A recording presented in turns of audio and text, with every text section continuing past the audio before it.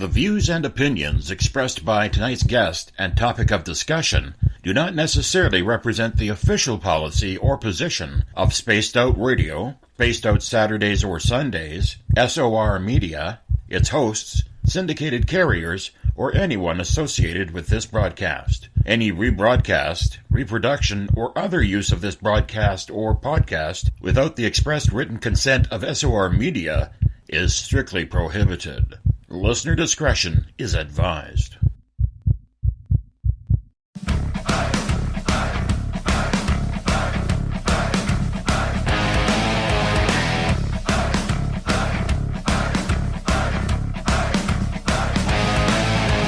Are you experienced? Then come own the night with us.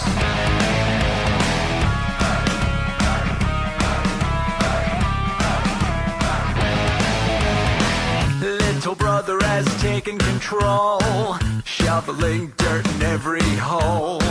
Predators to condemn your soul, watching you and watching me. We're all Station atop the mountains of British Columbia, live from SOR headquarters. This is Spaced Out Radio with host Dave Scott. We live behind glass curtains and act like nothing's wrong. Soon you will belong. You can follow us on our website, spacedoutradio.com, and on Spaced Out Radio on iTunes. You can follow Dave on Twitter at Spaced Out Radio, and on Instagram at Dave Scott SOR, on Facebook at Spaced Out Radio Show, and on our YouTube channel, Spaced Out Radio. Brother wants to make headlines, be immortalized. Everyone's got an electric eye with the digital spies. They've watched you for so long. I know you're out there somewhere watching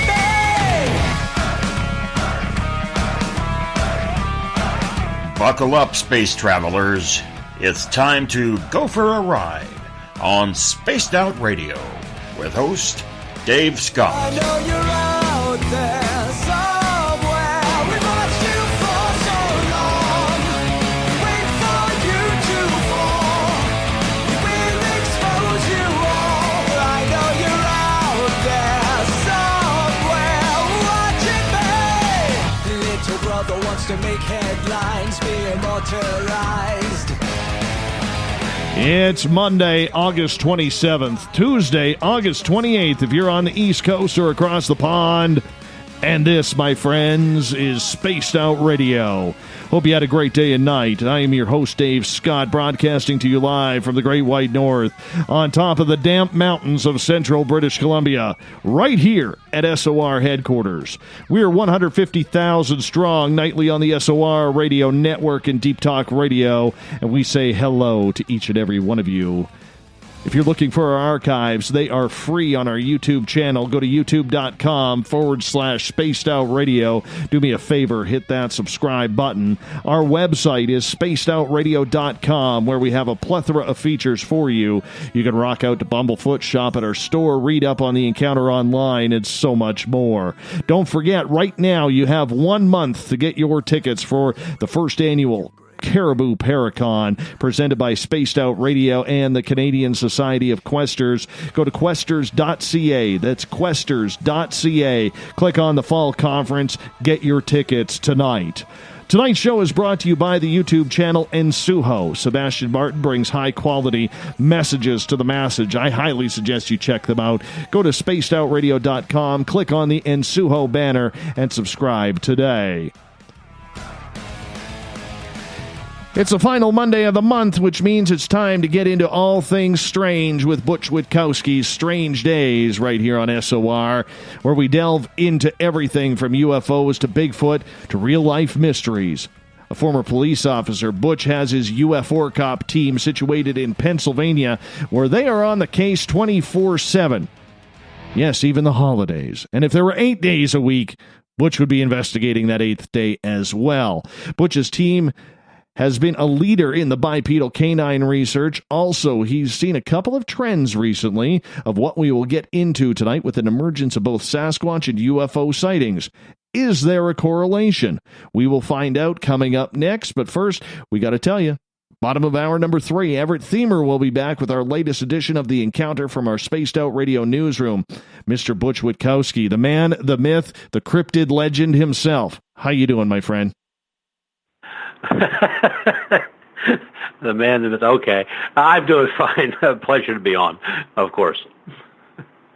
You know, it's always a pleasure when I have you on, my friend. And you know, I always have to laugh because for our listeners who don't know, I call our guests every night before the show because a lot of them don't know me, or maybe their first time hearing about Spaced Out Radio, because we're even though we're almost 4 years into this, we're still relatively new to a lot of people. And every day, you know, we're making room to try and get into new areas, new markets, so on and so forth. And so Butch and I call, and Butch's answer to me was, what the hell are we having this phone call for? Let's be honest. The audience is going to dictate where we go with this. It always ends up that way. Why do we even have these conversations? So it was a good laugh, and usually that's how our conversations start. It's kind of funny that way. Yes, but it always works out that way. Isn't that the truth? Isn't that the truth? So what's new in the land of Butch? What's new in your world?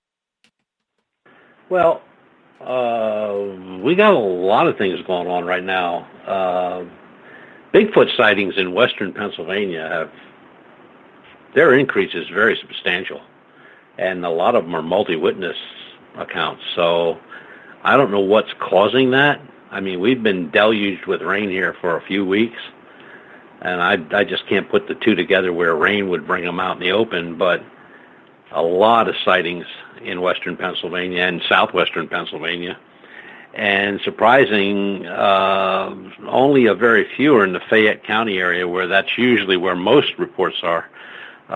Some of these were even closer to the Pittsburgh area. But that and, of course, UFOs have increased also, which is another crazy thing, because usually the more sightings of UFOs you have are during the cold weather when you have clear skies, and we've had a lot of cloudy skies. But, early morning breakup of clouds like 1, 2, 3 in the morning, and you'll see some stars, and of course full moon right now and all that. But it just seems like the Bigfoot and UFOs sighting reports have really come in strong. And I talked to a few other researchers about it. Everybody's noticed it, but nobody has any idea why. I mean, it's just very strange that we have that type of increase. And to put that in a better way, if we would normally get one report a month on a Bigfoot sighting in that particular area, there are 5 or 6. Same thing with UFOs. If we get 2 or 3, in a 2-week period, that's now doubled and in some cases tripled, depending on the week. But why it's happening, I have no idea, and neither does anybody else. And we're going to get pretty heavy into that over the next little bit here. But first, Butch, we always have brand new listeners tuning on in. So I always like to reintroduce you. If you don't mind, my friend, just tell everybody how you went from, being in the military to a police officer and now into full-time cryptid research. Well, I had my first sighting in 1989 while living in Tucson, Arizona. And we had a couple gentlemen over from the college installing some saguaro cactus on the property. It was very hot, and it was about 6:30, 7 o'clock at night, so it was really steamy out. So my wife went in and got iced tea for everybody, so we're standing in the driveway. And I just was chugging back on some iced tea, and over a mountain, I'm looking at this object, and I'm going like, wow. And I kind of glanced out of my side of my eyes. Everybody else was looking at it too. My neighbor across the street was looking at it. My neighbor next door was looking up at it. And there was this huge craft. And I mean, I've never seen anything that big in the sky. It was huge. It was just, I often put it that it was football field length. And the more I think about it, and the more my wife and I talk about it, it had to be bigger than that. And it was like 6 stories, 7 stories tall. It was just hovering over the mountain, over a mountain. And nothing strange happening, like, no watches stopping or any electrical issues or dogs barking or anything like that. It was very silent. It had like a couple faded green lights along the side of it. It was a very strange burnt coppered color, like if you take a copper pot and let it cook, just overcook and burn it. And then after a few minutes, it just rose up real silently, nothing spectacular, no zooming or anything like that, about another 1,500 feet, and it shot off to the west so fast, it was just unbelievable. And, I asked everybody if they saw what I saw, and everybody, yeah. Okay, my neighbor across the street, who is head of federal prisons for the western part of the country, he said, yeah, what the hell was that? My next door neighbor, he was a doctor, he's going like, what's that? And I'm going like, I don't know. So I started calling around. I called Tucson City Police. They had no reports. I called DPS, which is the Arizona Highway Patrol. They didn't have anything. I called Davis-Monthan Air Force Base. They didn't have anything. I called Marana Airport, which is CIA airport. They had nothing. I called Tucson International. They had nothing. Nobody had anything. So I started calling the media outlets, TV, radio, that kind of stuff around town, and nobody had a report. Now, if this thing was the size of a Volkswagen hiding behind a mountain and they said they didn't see anything, I would understand that totally. Something that big, that huge, that fast, for that length of time, hovering in the sky, and that city of Tucson, because I lived on a mesa, so I was above the city, and for nobody else in that city to make that report, that was just nuts. And I just didn't really think anything about it anymore. And then it just kind of bugged me one day to just start looking into it. Well, I accumulated a lot of books and a lot of paper went through my printer, and I was getting nowhere. I mean, the normal things would come up like Roswell, Aztec crash, those kind of things, Florida sightings and stuff like that. But nothing that big seen by that many people at one time.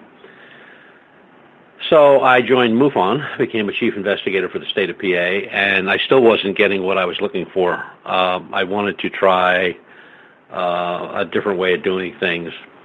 So I just gathered some like-minded researchers that I got to meet along the way and put together the UFO Research Center Pennsylvania, and we've been at it since 2009. I'm also a member of the Fortean research team for Phantoms and Monsters, which is only 5 of us on that team, and we'll go after anything. It doesn't matter. But just the idea that all that time that I was digging and scraping to put stuff together in my head, and I was getting nowhere. I mean, it was just too weird. And at one point, I even gave it up. I just, put everything away and went like, enough's enough. And I was watching some TV show one night when I was UFOs, and the minute the show went on, I got bit in the butt, and it started all over again. So I retired, and 6 years ago, and I've been doing it full time. So the group is we have in 13 different states now, and 2 overseas, 1 in Eastern Europe, 1 in Western Europe, London.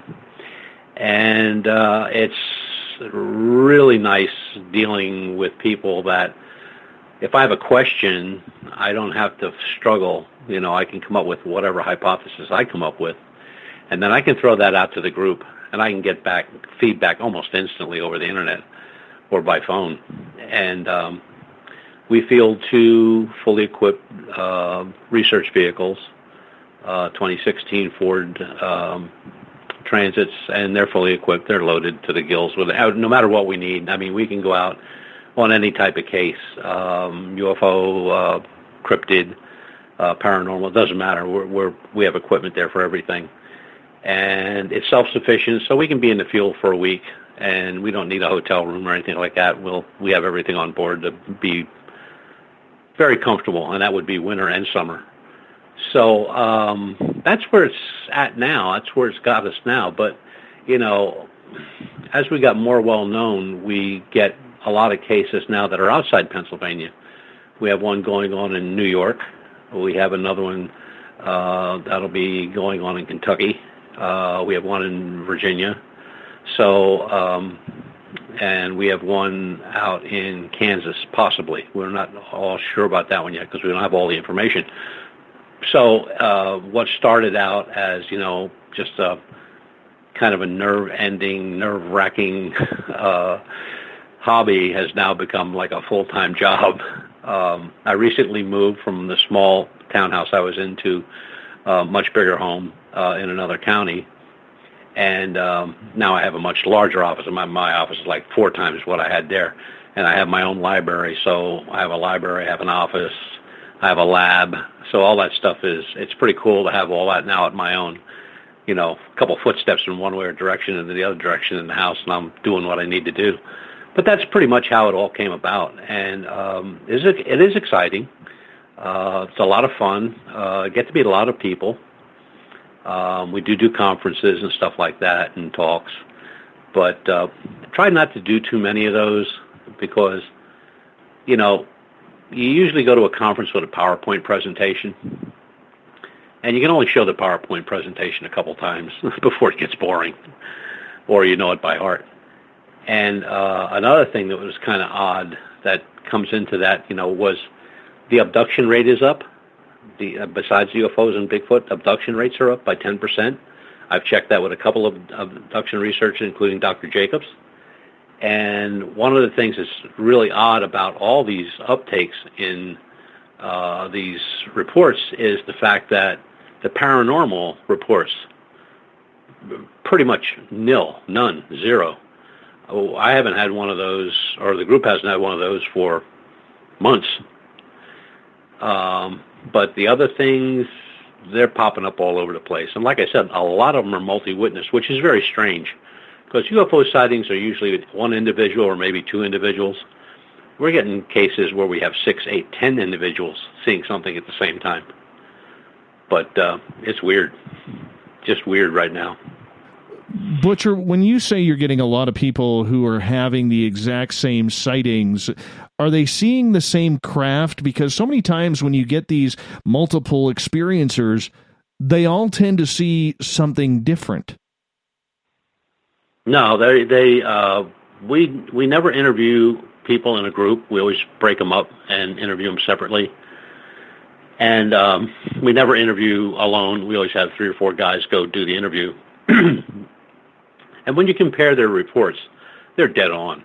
I mean, there may be a difference from one person to another with a color or maybe a movement, but they're pretty much dead on. I mean, they seen what they saw, but then, it's their turn to ask us the questions, and everybody is like, so who's flying it? Well, I don't know that. So where'd it come from? I don't know that either. So after a while, they make you feel pretty dumb because you don't have an answer for that kind of stuff. But the reports are pretty solid. They're right on the money. Where we have an issue with reports is basically when we're doing cryptid reports, because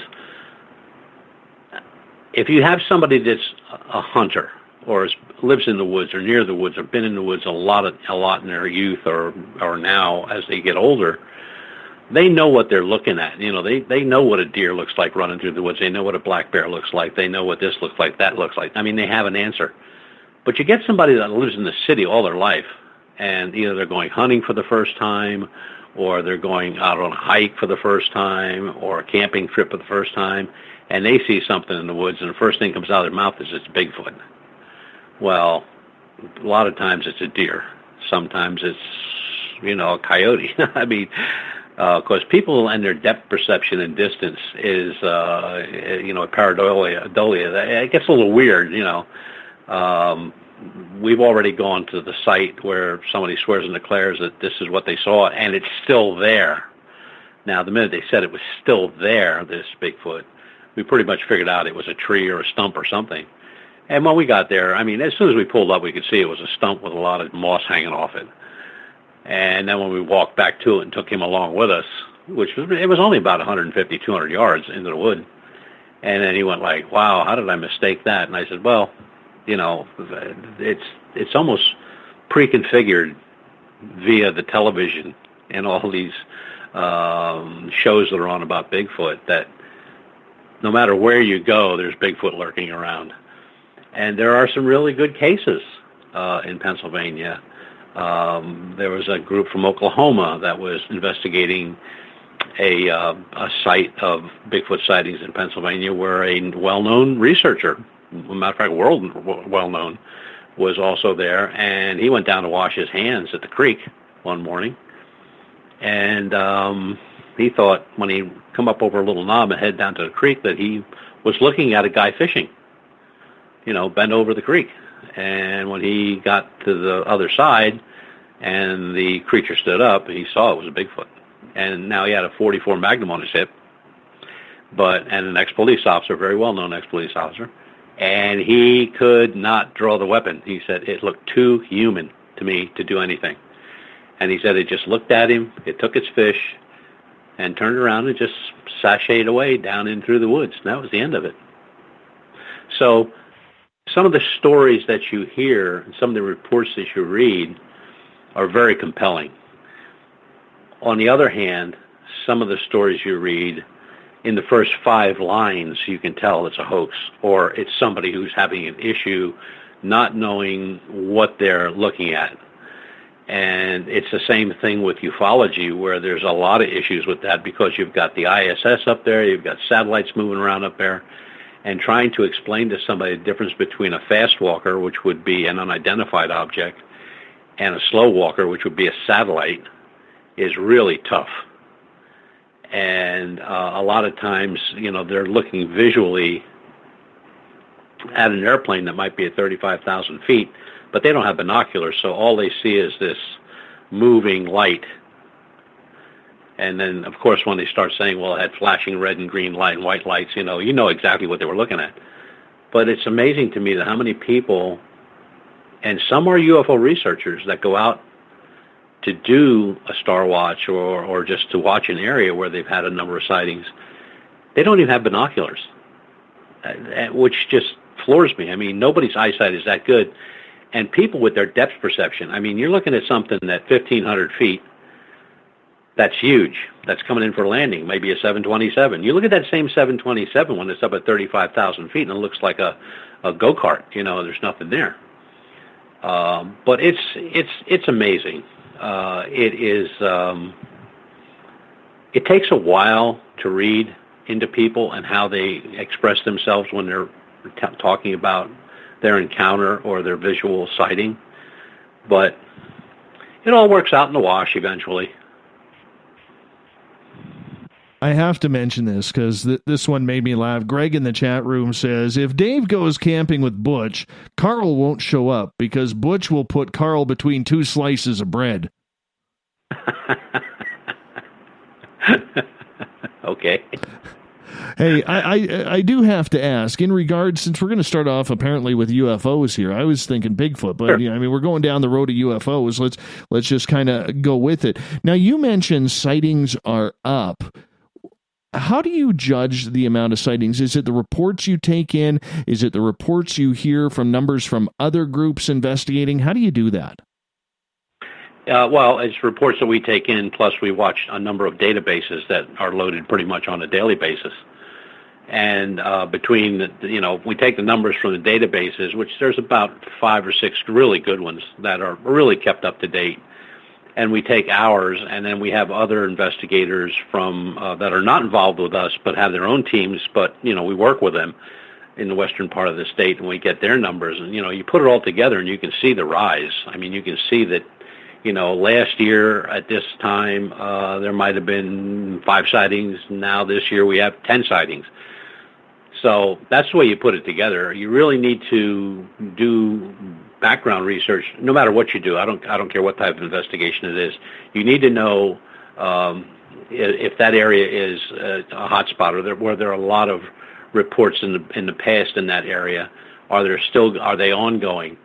Usually, though, when you get ongoing reports, then you start to think like, okay, so then you start mapping it, looking at maps and stuff, and go like, well, okay, this guy's only 3 miles from an airport, or the things he's seeing in the sky are not what he thinks they are. But it's really amazing that the numbers they jump so much so quickly. Like I said, you could have 2 or 3 weeks where you don't get one report, and then in a matter of 24 hours you may have 5 of them. I got 5 of them on my desk right now, and that's just from 2 days, and 2 that are in the works that we don't even have the reports yet or their photographs. So it's kind of weird, how it works. But normally, like I said before, when the weather turns, when we get that late September, October, November weather, when we have the really super clear skies, that's when you really get a lot of hits. But, and in summertime, it normally used to slow down because people, they'd be out swimming at the beach. They're not looking up at the sky at UFOs. I mean, they're not doing that. But it seems like in the colder weather we get more, and that goes for Bigfoot sightings also. Not so many in hot weather, and like tomorrow we have a heat warning out here for 103 degrees, so it's going to be a kind of a scorcher tomorrow. Are you finding that because people are starting to take notice, maybe ever since the New York Times article back in December, are you seeing an increase because that did pique a lot of the mainstream's curiosity into UFOs? Do you think you could directly correlate these sightings to that? No, it didn't last that long. For as many people that jumped on that report, there were just as many people that jumped against that report. So, I would rather, when mainstream media puts anything out, whatever it is, 40, I tend to just I'll listen and look and watch, but I just kind of put it aside because I'll never get to talk to those people. I'll never get to see what they really have.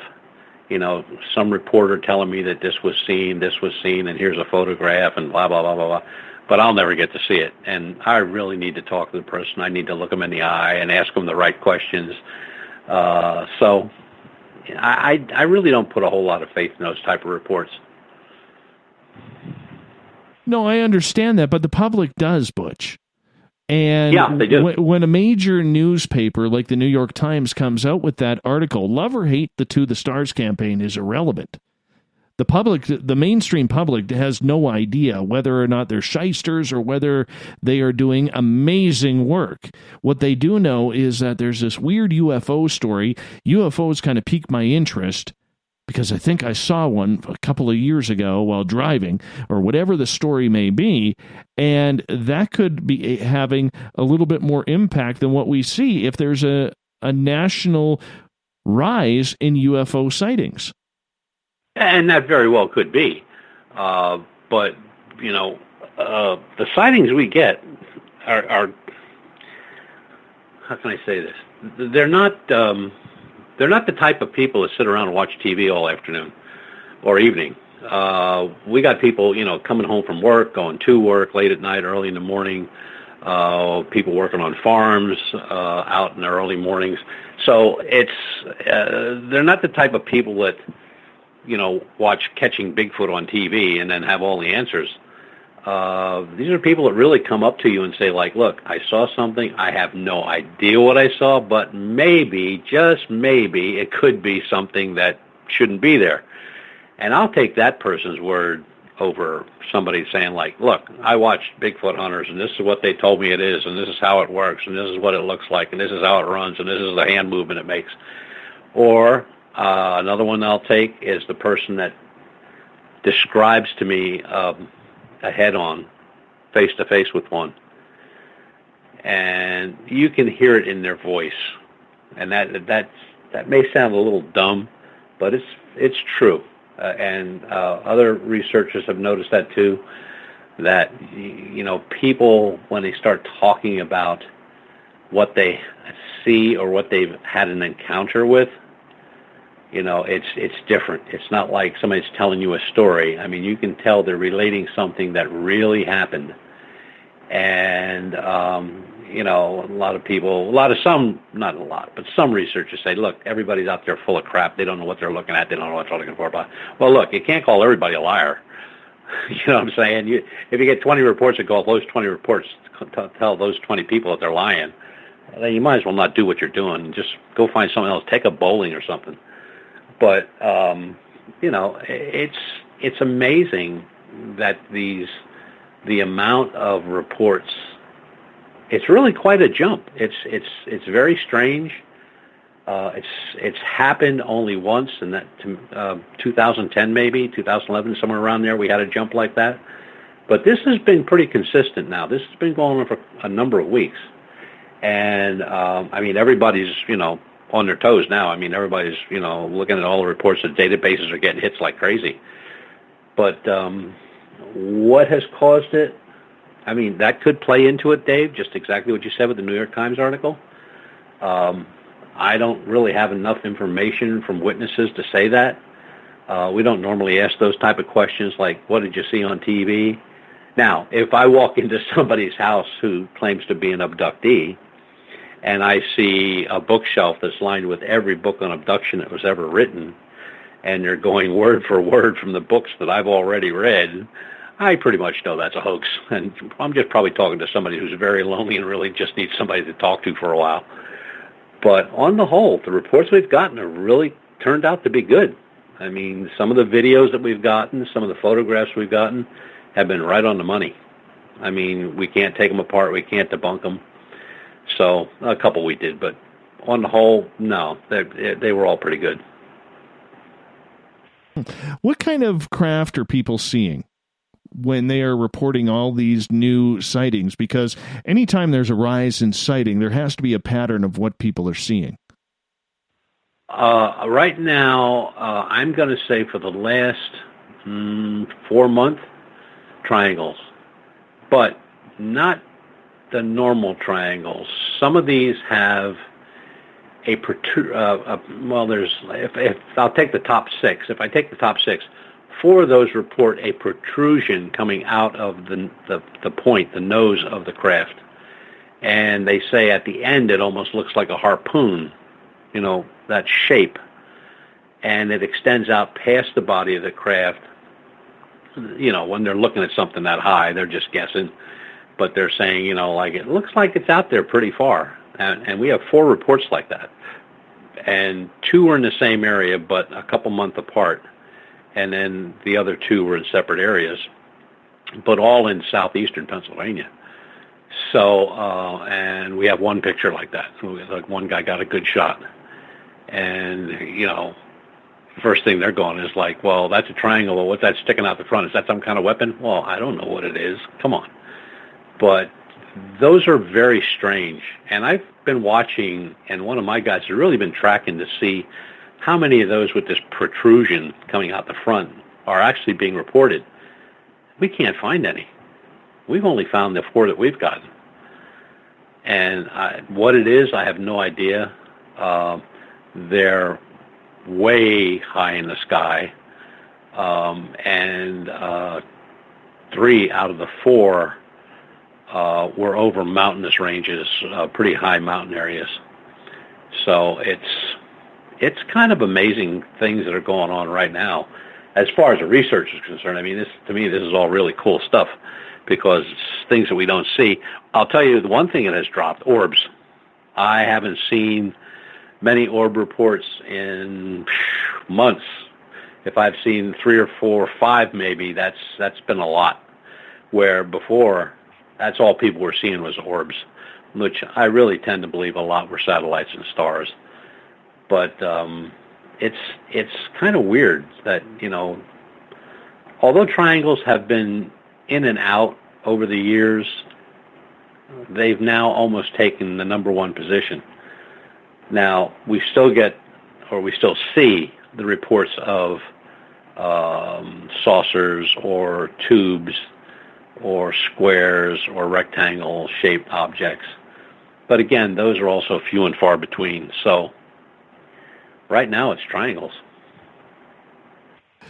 Why do triangles or any type of craft seem to come in in waves? Like, for instance, when I first got into this field, everybody was talking black triangles. Then it went to cigar shapes and strange lights in the sky, and then the boomerangs. But now we seem to be getting back to the classic triangles. Where does these waves come from, do you think? I don't know. Waves over the years are really few and far between. The last one here in Pennsylvania was in 2008. So the only other one I can remember come up with was I believe it was Texas.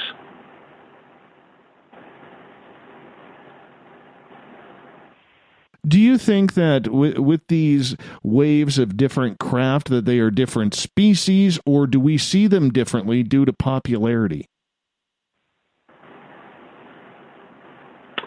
I think it's due to popularity. That would make sense. Mm-hmm. Yeah, that would. I mean, everybody wants to be able to see what everybody else is seeing. Is that kind of the way you're looking at it, Butch? Yes. Mm-hmm. Yeah, right. Pretty much. Renee is asking, do you think that maybe because people are starting to spend more time outdoors and it's been a pretty balmy and sunny summer, especially in the United States, that's maybe the reason that there is more sightings comparatively to winter when people huddle inside?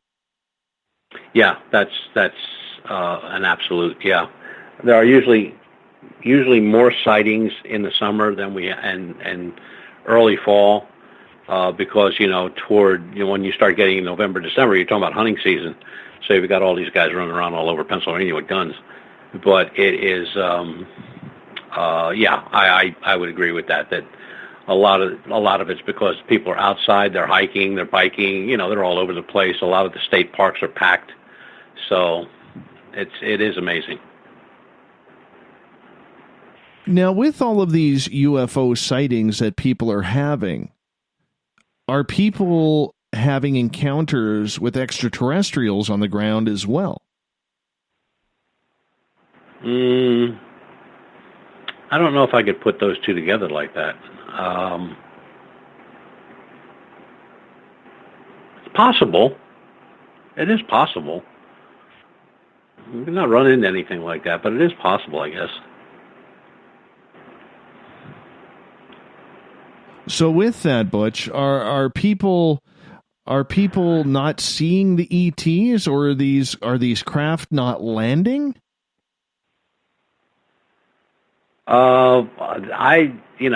When people start talking about landings, I mean, that gets thrown around pretty freely.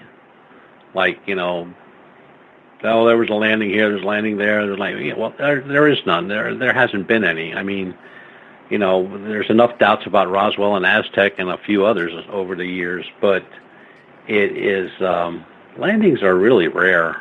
And you hear a lot of those over in Europe, like Russia and Spain, Portugal, where they have a lot of those landing reports.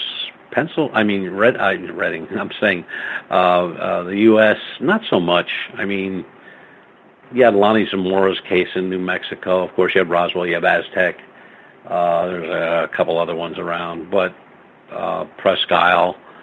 But they're so old. They're so back so far. As far as anything relevant, up to date or lately, no. I find that a little strange. Yet you were also saying that encounters are up, though, in regards to abduction. Yes. The abduction scenarios are kind of weird at the moment because you have about half of them, I'm going to say 50% of them, are folks that are reporting some type of being entering the room, the house, or their bedroom, or performing some kind of a tricky little thing on them and then taking off. And then you have the other ones that the other half say that they were taken up in a craft and they were up for quite a while, then they were put back where they were taken from. And I don't know how much of that is from movies, from books. Abduction for me is so hard to understand because, when people start relating an abduction report to you, they're almost verbatim, word for word from somebody's book or a television show or a movie. They're almost describing the exact same scene. And it is just nuts. I mean, it's going to take somebody a whole lot smarter than me to figure this out, this abduction thing. I mean, I can take the report, and I have people that I can send the report to, and I can send that person to actually follow up and get through it. But sometimes when you say you're going to do that, look, I can put you in touch with a person who does this for a living. I mean, they're a psychologist, psychiatrist, whatever. These are the people that study this stuff, and they can help you out, and then you never hear from them again. So were we talking about a hoax, or were we just talking about somebody who wanted their 5 minutes of fame and fortune? And that's really what it comes down to, is because when all of this starts picking up actively, I guess you got to seek out the people who are having true experiences comparatively to those who are wanting 10 minutes of fame. Correct, yeah. Mm-hmm. And there's a lot of those. People don't think there's that many of those type of people out there, but they are. I mean, they will go to great lengths to come up with a sordid story about whatever, or sexual innuendos with aliens and, babies and strange creatures walking around inside the craft and, them getting tours of the craft and being shown how they fly and what makes them fly. Come on, that's nonsense. That's just nonsense. Now, the ones that are intriguing to me are where an individual may have an implant, or they may have some marks where a scoop mark or something, a bruise or a bad bruise where they needed to go to a hospital to have it checked, which they didn't have, and they never left the couch. They were watching a football game. But it's abduction is a whole different ball game. You really have to have, because it's dangerous. You're dealing with somebody's mind. So, you got to be very careful of what you say and how you say it. You don't want to throw somebody into a panic where they go jump out a window or something. Everything's got to be up and up, and you really got to spend the time with them and talk. And if you can't do it, get somebody that does do it involved with you, or turn it over to them. We found out it's a lot easier to put the two together, let them talk it over, and if they want to move on with that individual, fine. But I'm not licensed to do that kind of stuff. I mean, you can get in a lot of trouble when you start putting people to sleep. So it's kind of weird. Abduction to me has always been weird. I just sometimes, I'll read a report and I'll go like, wow, could that happen? Yeah, I guess it could. And but hey, it is what it is, Dave. I mean, you can only do so much. You can only, your expertise only goes so far. But I find that if somebody in ufology gets those type of reports, they should also have a rapport set up with people that do that, And there are groups around the country that do that. There are individuals that do that.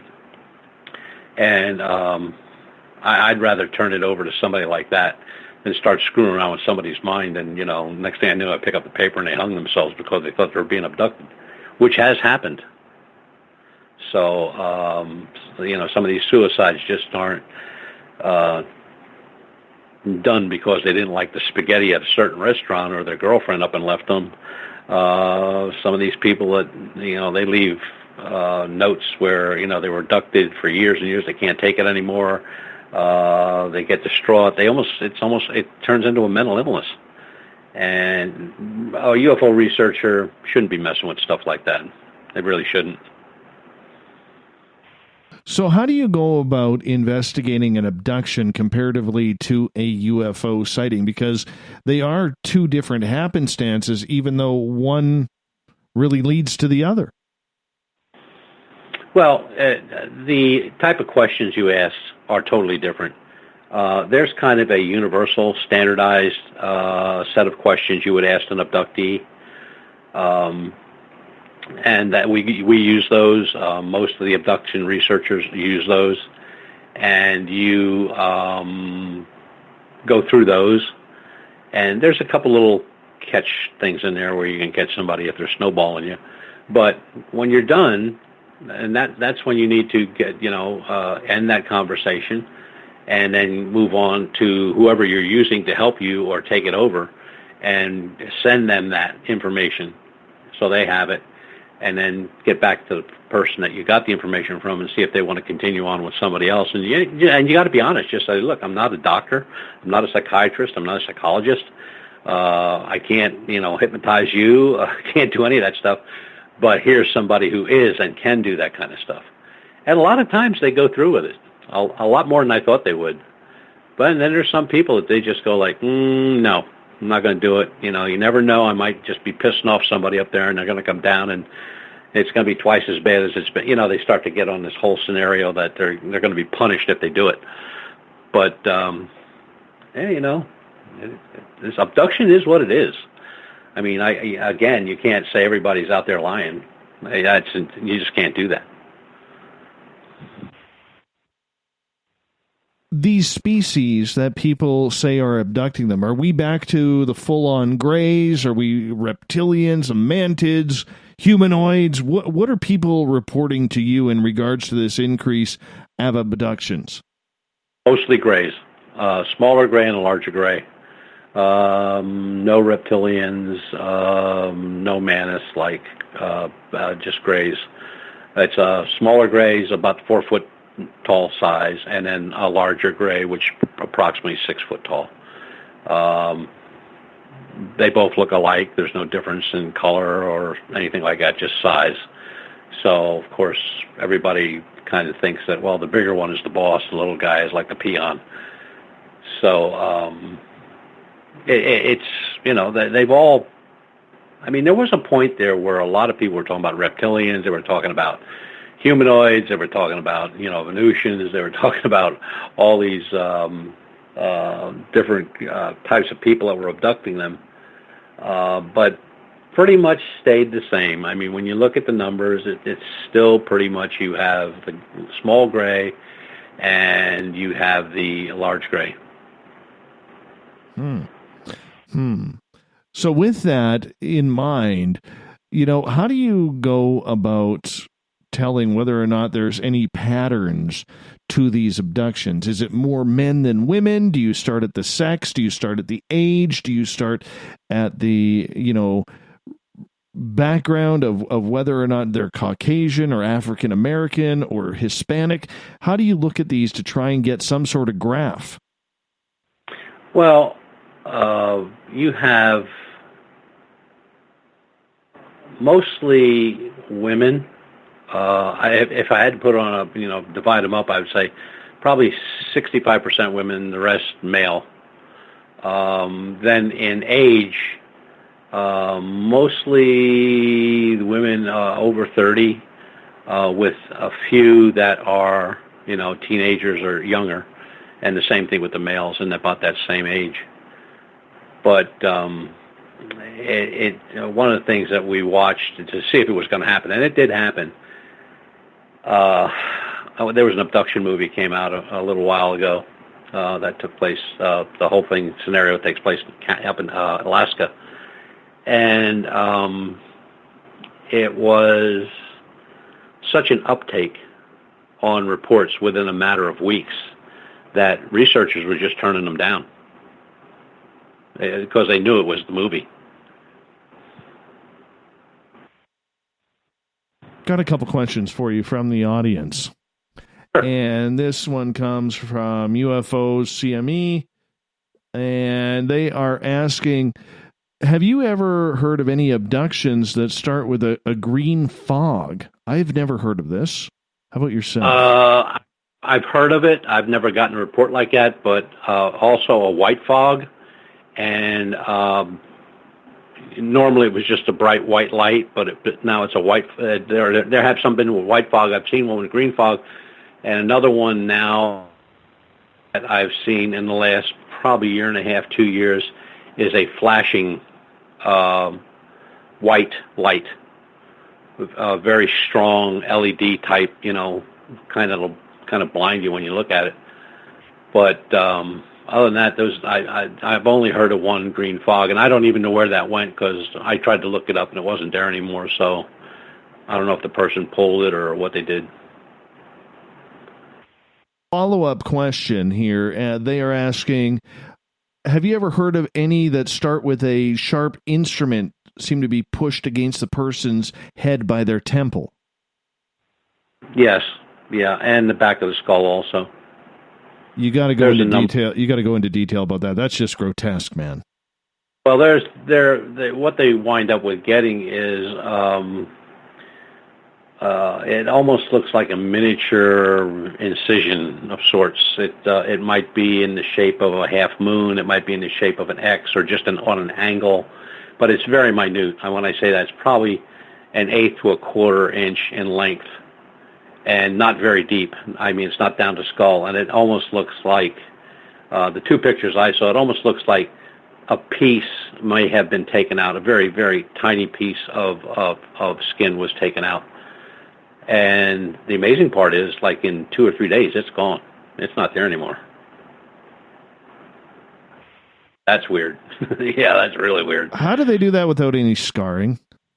I have no idea, but that happens a lot. You got people that take a picture of a puncture mark they wake up in the morning with that wasn't there the night and they went to bed, and it's sizable. It's like the size of a nickel or a dime, and then they send you another picture a day or two later, and it's not there anymore.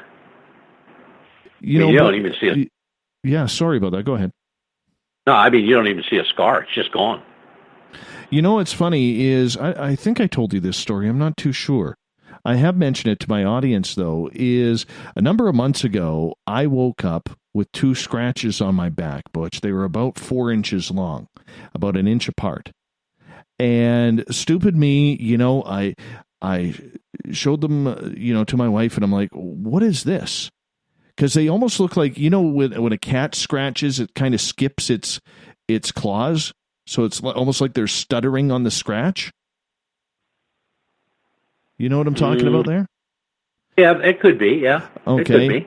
So anyways, I had these 2 scratches. They were about 4 inches long, about an inch apart. Forgot to take a picture of them, Butch.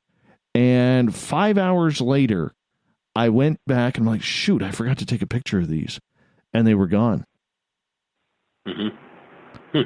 I still don't know. I still don't know what the hell caused that. But it's not unusual. That's not unusual. Yeah, but how did they disappear? I've been scratched by my cat. I got a cat scratch on me right now. It's been with me for 4 days. Yeah, I've got dachshunds. I'm loaded with them.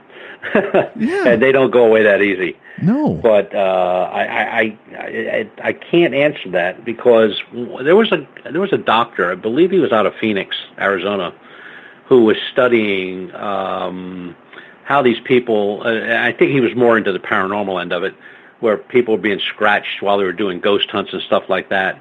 And within a matter of days, sometime less than a day, that mark was gone, yet it was photographed, and time-stamped.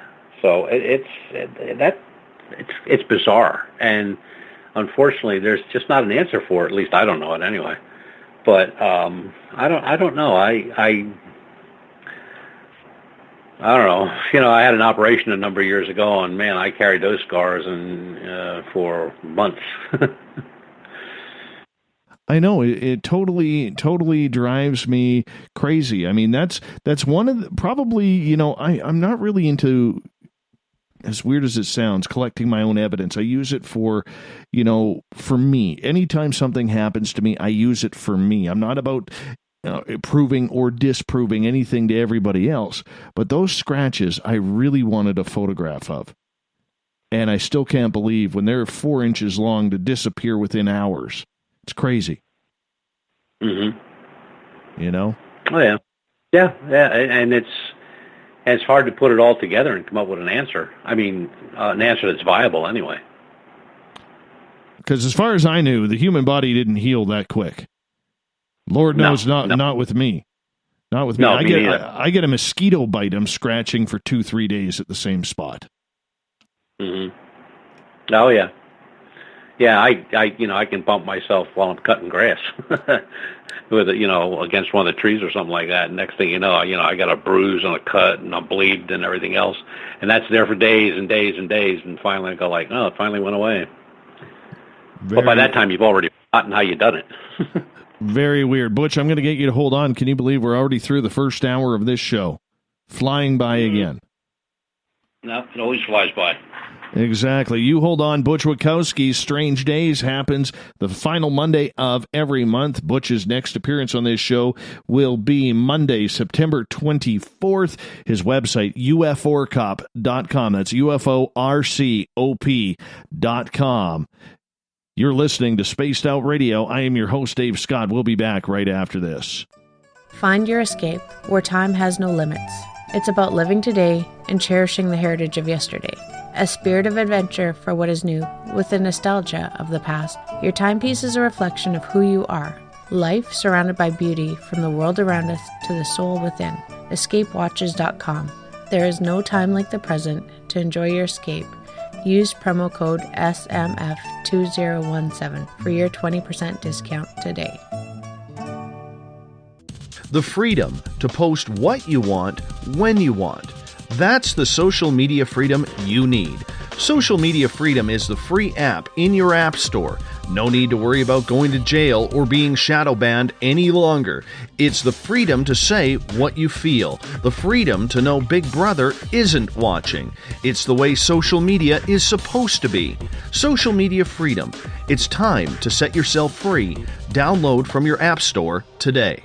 Coming September 28th to the 30th, it's our first annual Caribou Paracon, put on by Spaced Out Radio and the Canadian Society of Questers. 3 days of paranormal, supernatural, and spiritual knowledge in the beautiful 108 Mile Ranch, British Columbia. Tickets are $150 Canadian for the event, being held at the Spruce Hills Resort and Spa.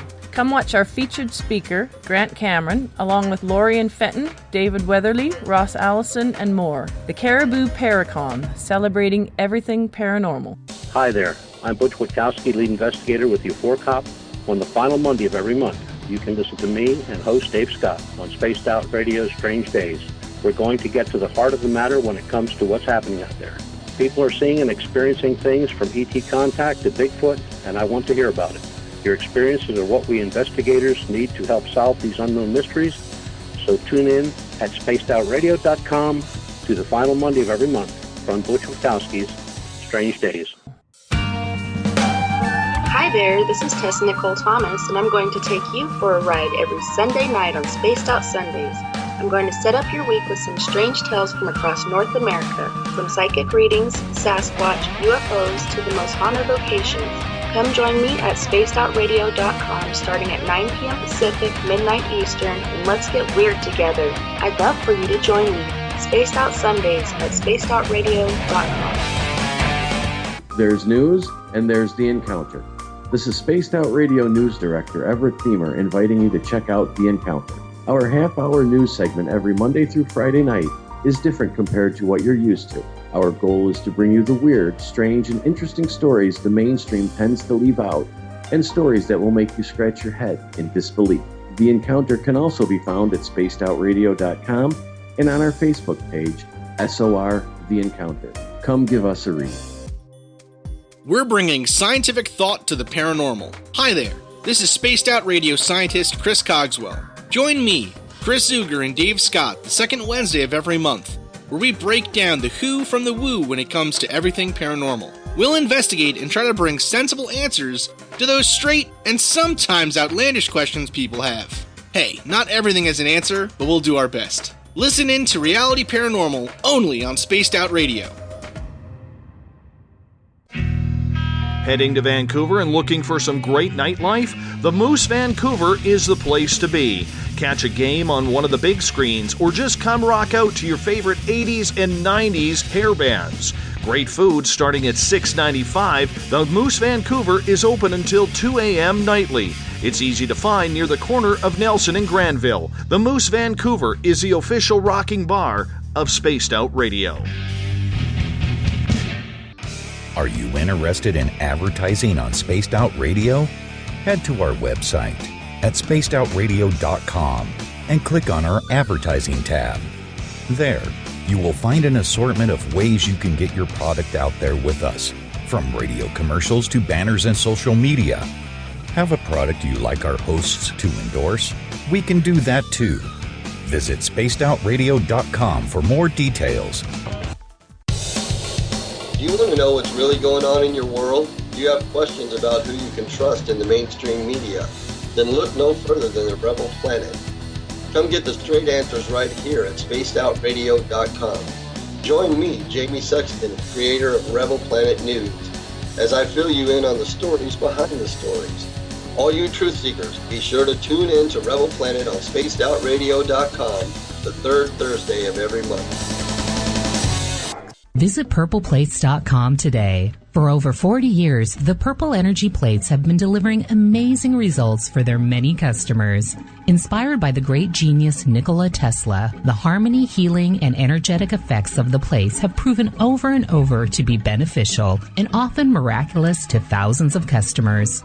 Check their site for daily specials and choose from their many energy products. You won't be sorry. Visit them today at purpleplates.com.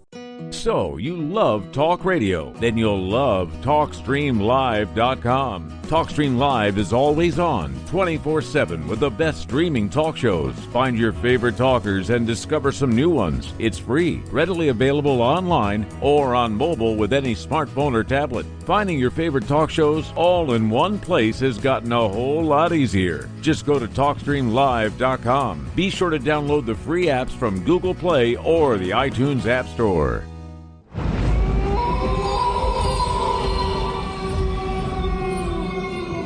Hey, this is Canadian Paranormal Investigator Mike Moore. The third Wednesday of every month, I'll be teaming up with Dave Scott to bring you Ghosts of the Great White North. Each month, we will bring on guests from across Canada to discuss their ghostly encounters. Canada is a paranormal hotbed with stories you've never heard, so we're going to bring them to you.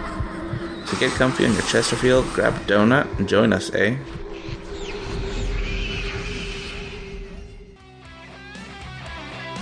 The views and opinions expressed by tonight's guest and topic of discussion do not necessarily represent the official policy or position of Spaced Out Radio, Spaced Out Weekend, Spaced Out Radio Limited, its hosts, syndicated carriers, or anyone associated with this broadcast.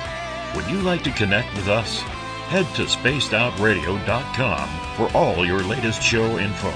And hit us up on Twitter using the hashtag SpacedOutRadio. Now, back to Dave Scott and SOR.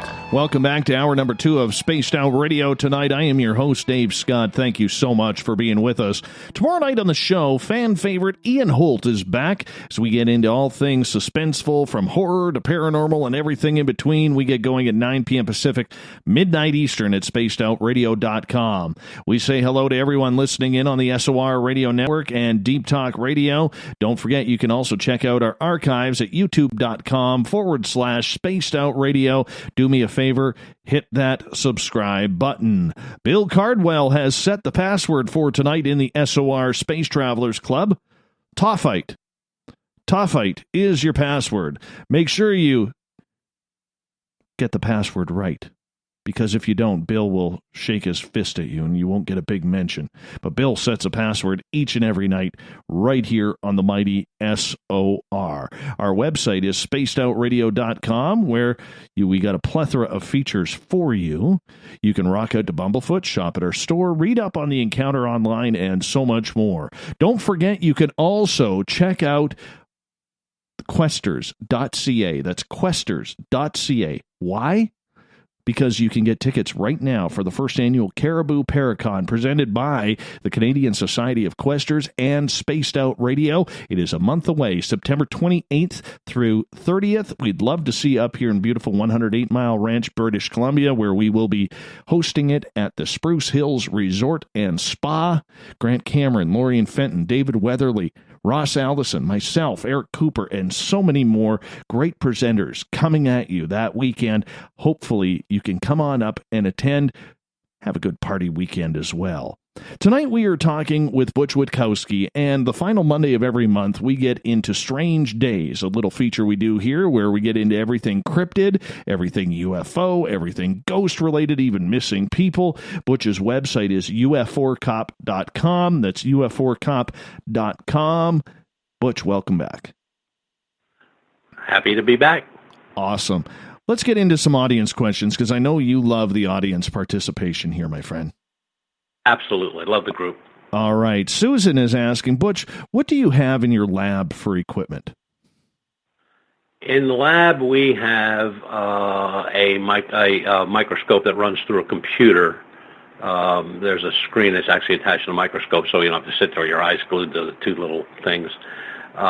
We have some different types of chemicals, dyes that we use when we find bones or something like that we can enhance that for photography.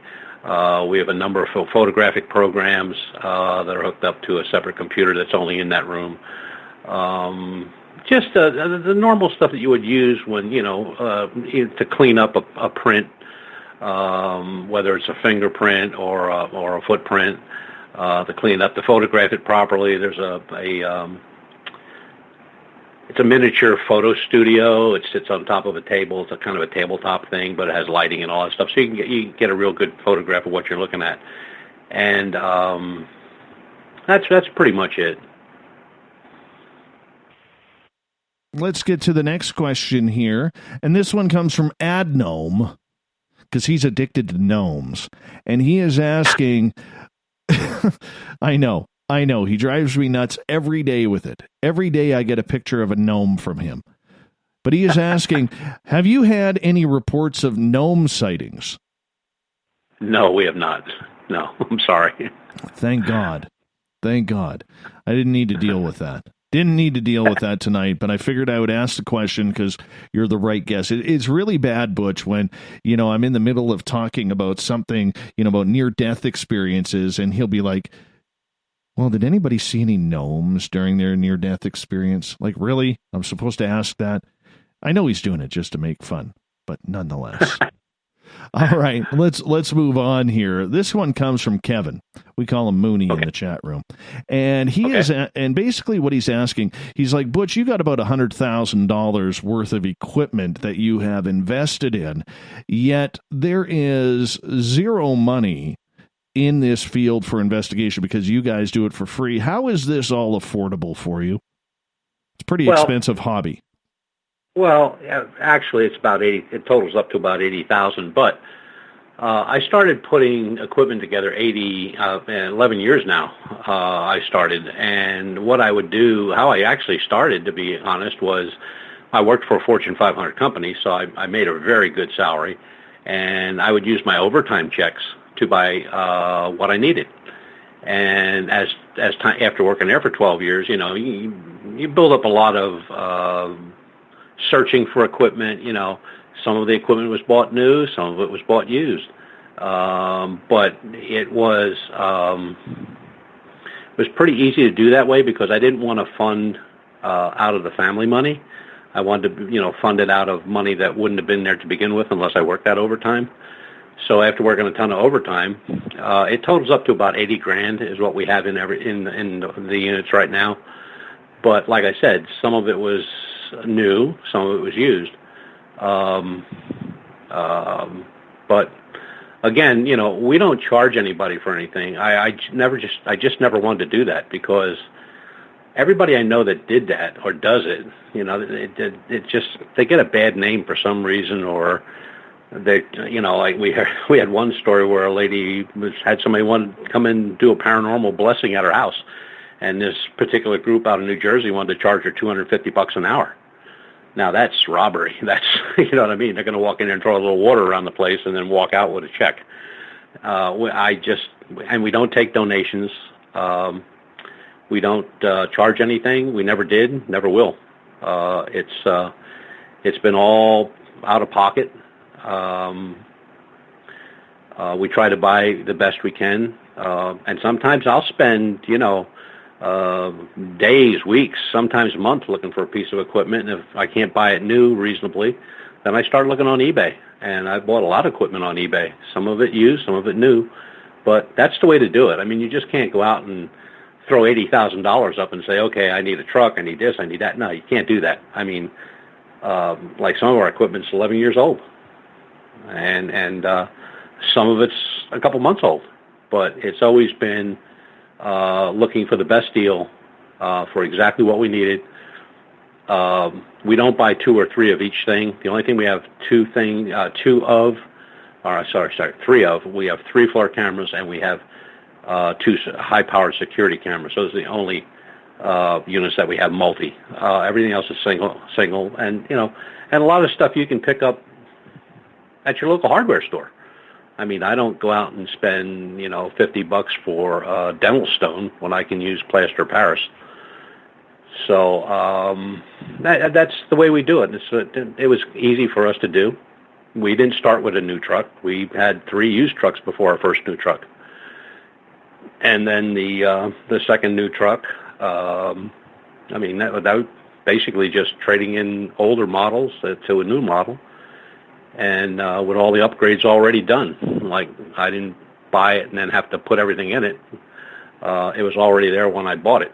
The only thing I had to install, or have installed, were the radios and stuff like that. But other than that, it's pretty much the way it worked.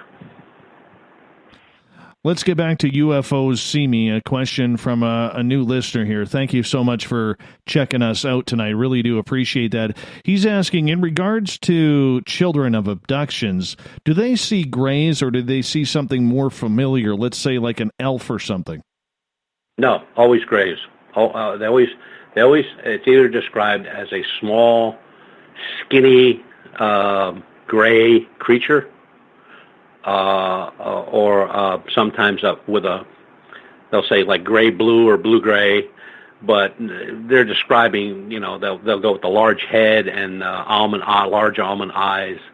So they're pretty long, slender arms, skinny legs. If they see the whole torso, the whole body. No, they normally. I don't even know of one where they've described it as like a large teddy bear or Kermit the Frog or something like that. They always describe a gray of some sort in size. Do the grays to children, do they appear just as ruthless and as cold-hearted, or to children is there a little bit more of a loving nature, almost like a teddy bear type nature? I would say yes. We don't have, or I've never seen any reports where a child is roughed up or thrown out of a window into a craft or anything. I mean, it's normally the child relates as being very calm, inquisitive, being talked to, and just kind of go along with the whole thing because it's like new and cool, and let's take a ride in this thing. What's going to happen? They don't have the trauma that adults have. Adults really have trauma. And, one of the ones that'll really freak out is when you have a person that wakes up, they go to bed with their pajamas, and they wake up in the morning and the pajamas are on backwards. That's a telling sign that you have been removed. Or you wake up in someone else's pajamas. That's even more freaky. Or you wake up in a place where you weren't before you went to bed. There have been a lot of reports over the years, and these go way back, where people fell asleep on a couch and they woke up in bed, or they were in bed and they woke up out in the garage. Somebody missed the landing point. But and those are kind of interesting to read. Let's continue on with the questions here, my friend, because they are piling up. Let's get to where is it? Bob, I saw your question somewhere. All right, there's Bob's question. Bob is saying, will you ask Butch my question? Of course I will. Bob, what do you expect? You're the voice of this show. You introduce me all the time, man. God love you for it. Bob is asking, about a decade ago, Butch, there were a lot of reports about drone-type devices that look like egg beaters, really funky shaped. Were these a hoax? And what do you know about them? Yeah, well, they were investigated actually by the director of MUFON and investigated the case. And that's exactly what they look like. They look like big egg beaters. And it was a CGI. It was done with CGI. And he made a big deal out of it. As a matter of fact, if you Google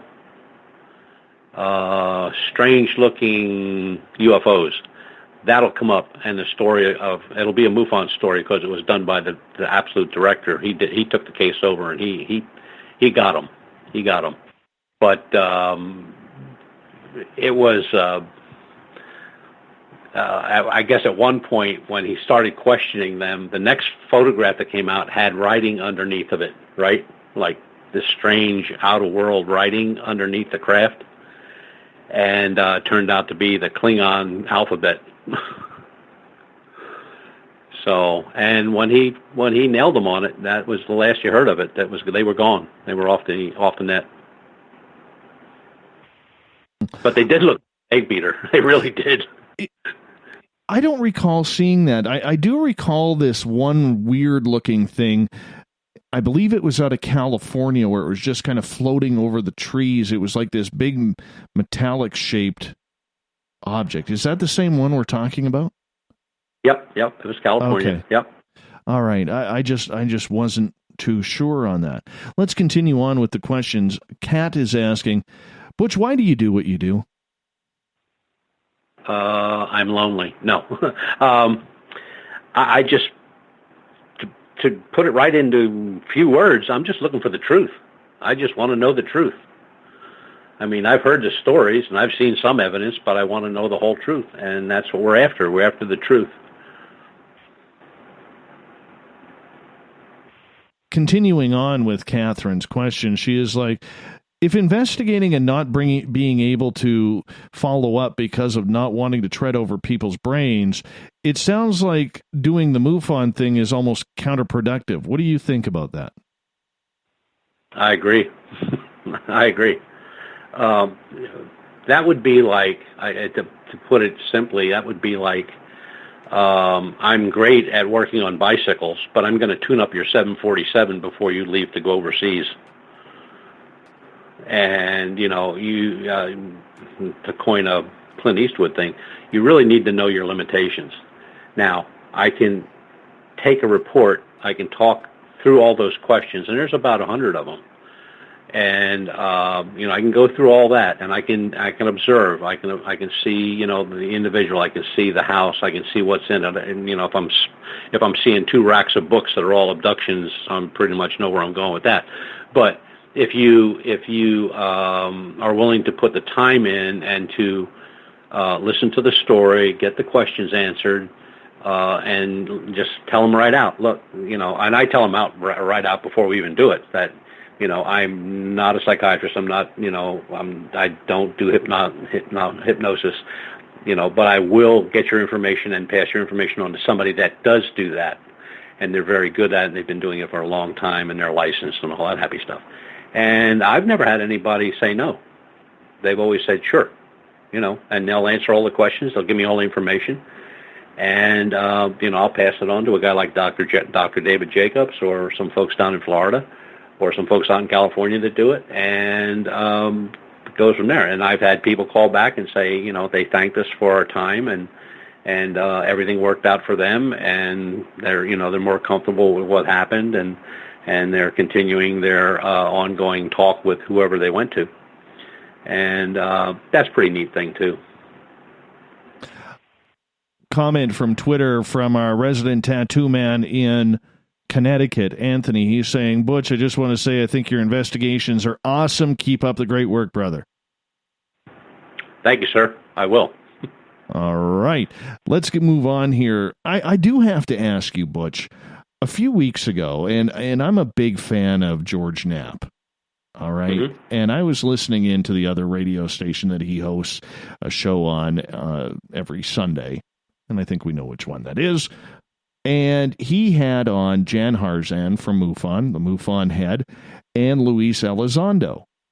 And I never listened to the show only because, we have our own programming here and I like to support mine. But I hadn't heard from Elizondo in a long time. And I thought that was quite coincidental that they were coming on with Harzan.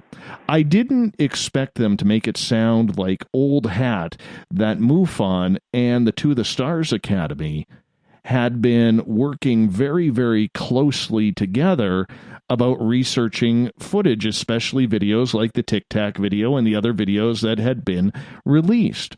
What's your opinion of MUFON now working closely with the To the Stars Academy?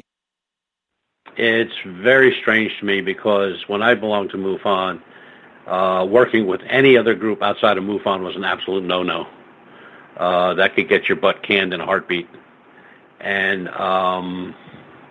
I've seen some things over the years where they selectively move on with somebody, but I look at it this way.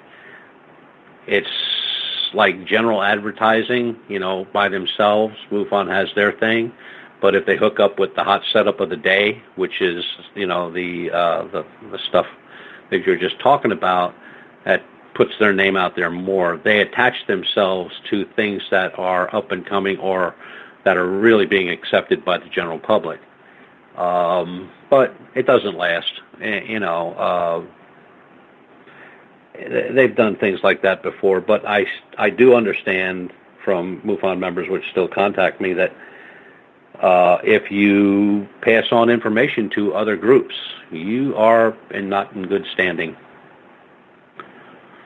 They don't share anything. I mean, what do they share? When did any MUFON individual call to share anything with you as far as what's going on or checking up with anybody that's on the site right now? Nobody. They don't do it. They just don't do it. At one time, you could go onto their website and you could research reports. You can't do it anymore. You got to be a member. So they took that away. And I just don't know if a whole lot of people are going to spend that kind of money to become an investigator, which is well over $100, or just to get their journal for, I don't know what the journal costs now, but the membership. I understand you need money to make things happen, to have a group running like that, but hey, it is what it is. I mean, they are what they are, so, I don't get involved with them. They don't get involved with me, which is happy. I do my thing, they do theirs. I just find that it is, and I realize MUFON is a little bit of a heated subject for you, and I do understand why, and you've said it enough on this show that we don't really need repeating of it. But nonetheless, I think the thing that concerns me is that MUFON got in huge trouble about their credibility a number of years ago when they did the exact same thing with Robert Bigelow. Yep. And now they're doing it again after saying, no, we've never done that. We've never done that. Heaven forbid, nobody's ever bought into us. We're a public group. And now here they are doing it again. Yeah, it's exactly what they did before. And, they lost a good director through it. And they lost a lot of people through it. And there have been some issues with them over the years. Some that I found, like that's just somebody picking on them, but some were legit. So I just, I pretty much don't care what they're doing because it doesn't affect me any. They don't have, I'm not calling them asking for information, and they're not calling to ask me for information, so I like it just like that.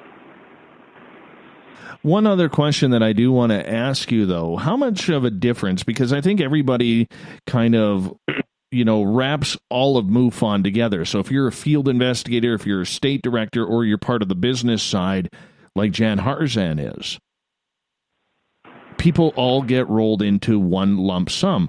But one thing that we have been trying to profess here on the show is there is a big, big difference between the person who is investigating your report and the people higher ups on the executive committee who do more of the business side. Would you agree? Would you agree that it's almost like there's two different plates of MUFON? Oh, there's more than that, because look, the guys out in the field investigators, they're the guys that do the running and carrying on and do what they got to do. And then, you have a state section director and a chief investigator who divvies out the cases to them. Then you have a state section director, a state director who oversees everybody. But the real people out there that are doing the work are the field investigators. And I know a lot of them. I've met a lot of them. They are good folks. Sometimes they're a little disillusioned with the way MUFON does things, but they continue on. They're volunteers. They don't get paid. As a matter of fact, in our group, we have a number of them that are still MUFON members. But no, I really find it kind of weird when people start to say, well, you're in MUFON, doesn't matter if you're a director, one of the board of directors, you're a field investigator, you're all the same.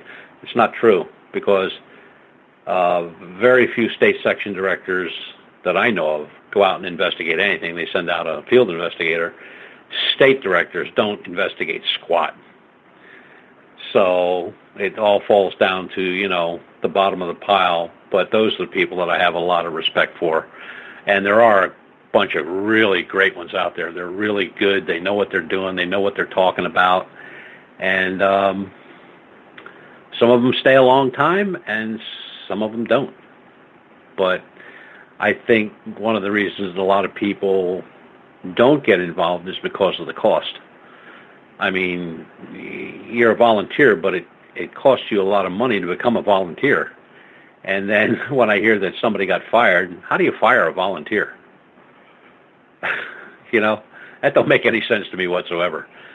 Hey, MUFON's been around a long time. They are what they are. If they succeed, fine. If they don't, fine. Doesn't matter. Well, let's move on here to more audience questions here. Greg is asking, Butch, do you ever get any European reports like alien abduction, cryptids, etc.? Yes. Mostly what we get from Europe, because we have folks in England, and we have another group in Poland. Poland is mostly UFOs. They're very excited to build the best and the hottest camera equipment that you can do to do this. So some of their stuff really looks weird, but it really works. And we got a lot of UFO reports from Poland and Eastern Europe. And then from the London area, mostly UFOs, not so much abduction, but a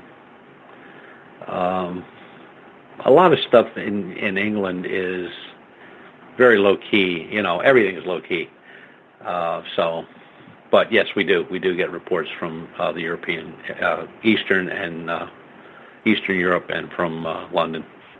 Yeah, now I do have to ask this, because I think it's kind of interesting. Are the reports different from different countries? So, for instance, if you get a report from Canada, is it different than what you hear of in the United States? Or you get a UFO report or a Bigfoot report from Europe, is it different than what we have here?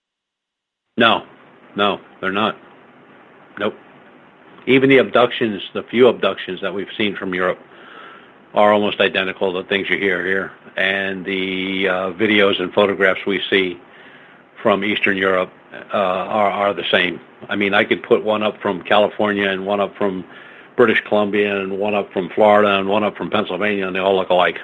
It's the same crafts. Nothing exorbitant, nothing strange about them. Flight characteristics are the same, speed's the same. pretty much carbon copy. Mm-hmm. Are you surprised by that? Does that kind of make you think, that this does kind of bring everything under one banner rather than having to worry about, different characteristics on different continents by different species? Yeah, it does. It's, first of all, like the grays are the most dominant that you always hear about. Every now and then you'll hear about a reptilian or something else, some type of humanoid or whatever. But they're very few and far between. The most you hear about are grays. So I'm assuming, I'm assuming that they are probably the dominant group out there, whether it's just in their size, their number, or their technology. But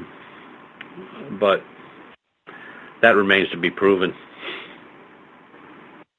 Well, let's get to another question from our audience here.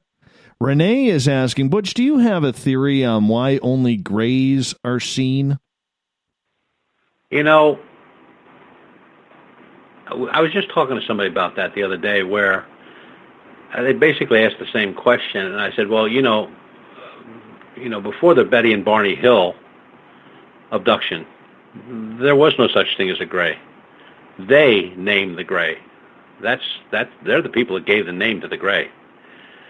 And although there were similar descriptions of the grays back in earlier times before them in abduction cases, which were not a whole lot, they are also not called grays.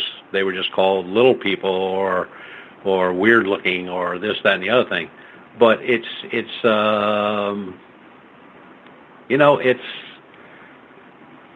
something catches on, just like, when the first name of the flying saucer came up. It wasn't called a saucer.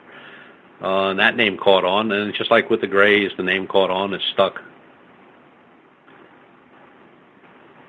Well, I mean, the gray skin, the grayish black outfits, the beady, the big eyes. The big bulging eyes. But then, if you follow the ancient alien theory, these things have been around a long, long, long time, which I don't so much buy into the ancient alien theory that, they built everything on this planet. But I do believe that they've been around for a long, long time, and they'll probably be out there a long, long time. It's one of those things where are they us or are we them? Right. Lots of questions from UFOs See Me in the chat room here. I'm going to paraphrase one of them, and I apologize, UFOs, if I'm butchering your question, but I'm going to put it this way. Butch, have you ever got any type of audio that could be analyzed, that maybe you caught something speaking? Like say the gibberish from grays, like the clicking sounds we heard in the movie Signs, or talking Bigfoot, because apparently they talk to each other verbally. Not in ufology, but in the paranormal, yes. Yeah, I've had my one and only scare. I went out with a group only to be an observer to see how they do it, because I was not familiar with paranormal investigations. I wanted to see what type of equipment they used. How they did it, how did they show empathy to the people, how did they set things up, the whole 9 yards. I just wanted to see it all. So I wound up sitting in the kitchen at a table with one family member. The rest of the family left the home. And my job was to watch the monitors, which I was doing. And there was a monitor, camera in every room, and sound recording devices in every room. And right before they left, a little guy, might have been 4 or 5 years old, he found a package with a doll in it. And he walked over to his mom and said, "Mom, is this mine?" And she said, "Yeah, you got that for Christmas, but we packed it up, and we'll open it up when we get home, blah, blah, blah." And then off they went. So she puts it on the chair, which is from where I'm sitting in the kitchen to that chair, 15 feet maybe. And so we're watching, and I could see everybody, where they're at in the house, what they're doing, how they're conducting their investigations. I'm taking some notes. And this doll it has a little heart in the middle of its chest. When you push on it, it only says like 3 or 4 things, like, will you be my friend? Can we go play? What's your name?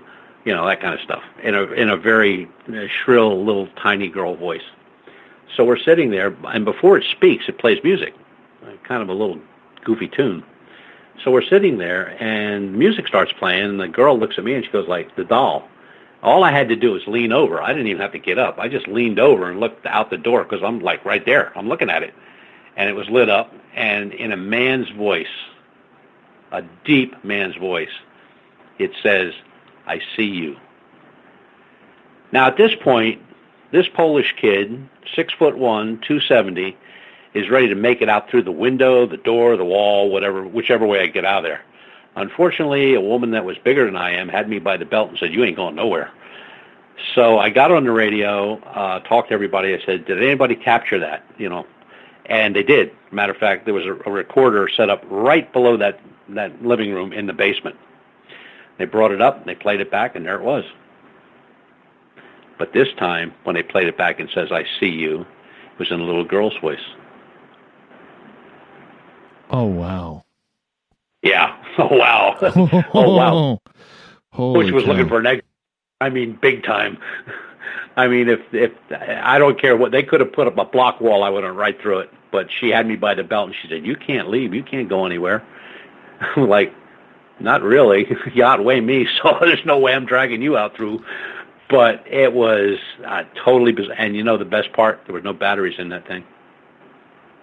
That freaks me out. That absolutely freaks me out. Family came home a number of hours later, about 4 or 5 hours later.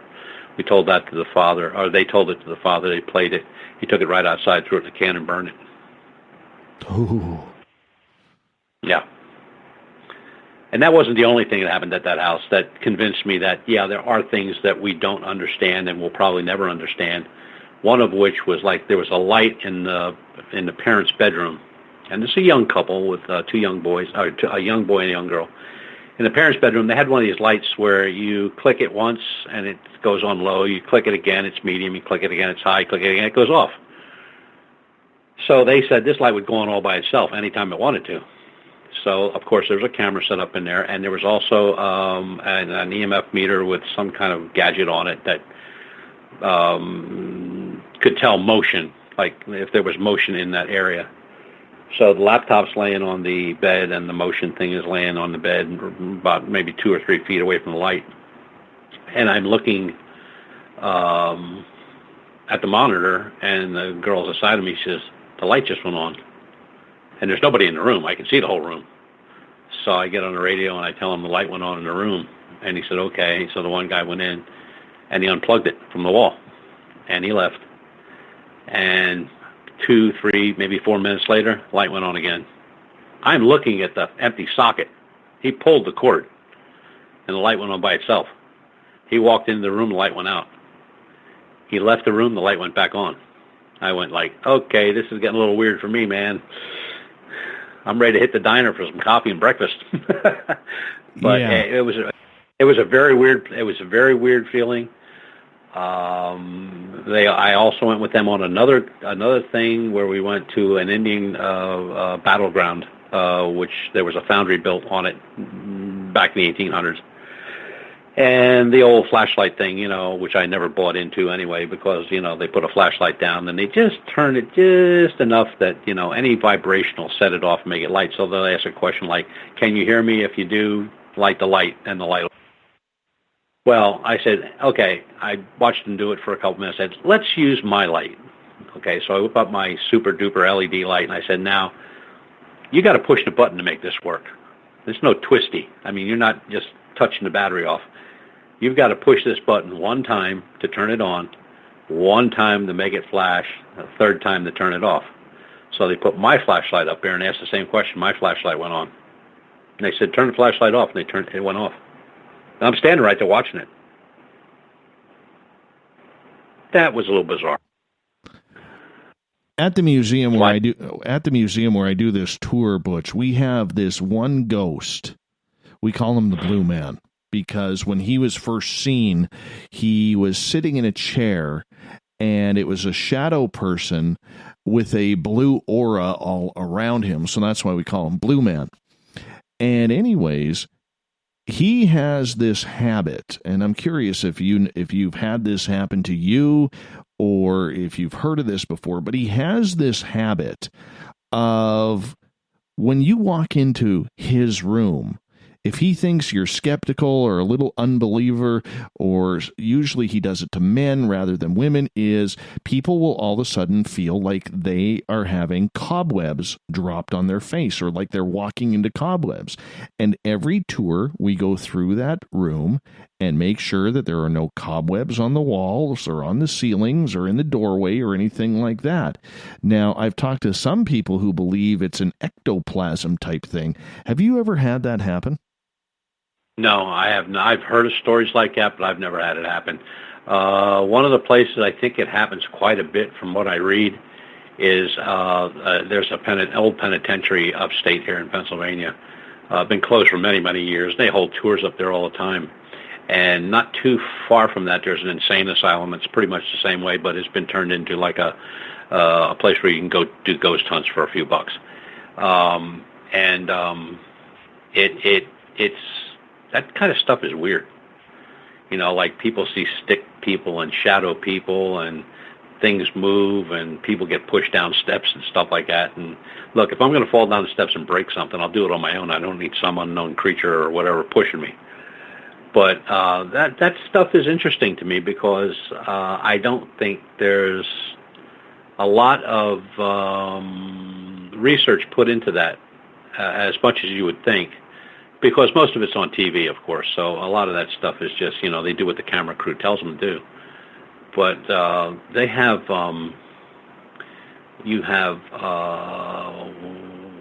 we had a case where, and we were asked by UFO, we were asked by a paranormal group our take on it because it was a property sitting on a property. So it was a very large property, and the other house on the property was vacant for many, many, many, many years. People died, but they were also family, and they never knocked it down or anything. They just closed it up. And they used to allow ghost hunters in because the lights would go on in the house. And the lights, there was no power to the house. But they'd see lights like on the second floor and third floor, like walking room to room, like somebody was in there with a flashlight or carrying a small lantern. And, they just didn't know what to do. And it would only happen, on certain times. And when I did some background research on UFO sightings in that area, there were orbs sighted in that area almost to the hour that these folks were in that house. So I said to him, as unconventional as this seems, and maybe you think I'm crazy, but just try it. When you have somebody in the house doing whatever they do, have somebody outside watching the sky. And they did. And for whatever reason, there was an orb high in the sky. It passed over the house, or looked like it passed over the house, because, the depth perception and all that. And the lights went on. And they were in the room when the lights went on. And the one guy called back on the radio to his buddy, and they related this to me on a phone call. He says, I really thought that it could be something out of the ordinary, turning on the lights and stuff like that. He said, but Butch, how do the lights go on when there's no bulbs in it? That's odd. I went, okay. No bulb and the light goes on. So what went on? Now, they've been back, last time I talked to them, I think they've been back 4 times over a period of like 6 months. And it only happened one other time. They were up on the 3rd floor, and pretty much the same thing happened, only this orb was dropping. It was, the guy outside said it was dropping from the sky. It looked like it was going to crash. It was just coming straight down, and then it kind of disappeared. But when it disappears, when the lights went on, and they went on in the attic area. And again, no bulbs and no power in that house. Odd. Usually it takes power. There's my obvious note of the night. Would make me want to go out and hit a shot of gin out in the truck.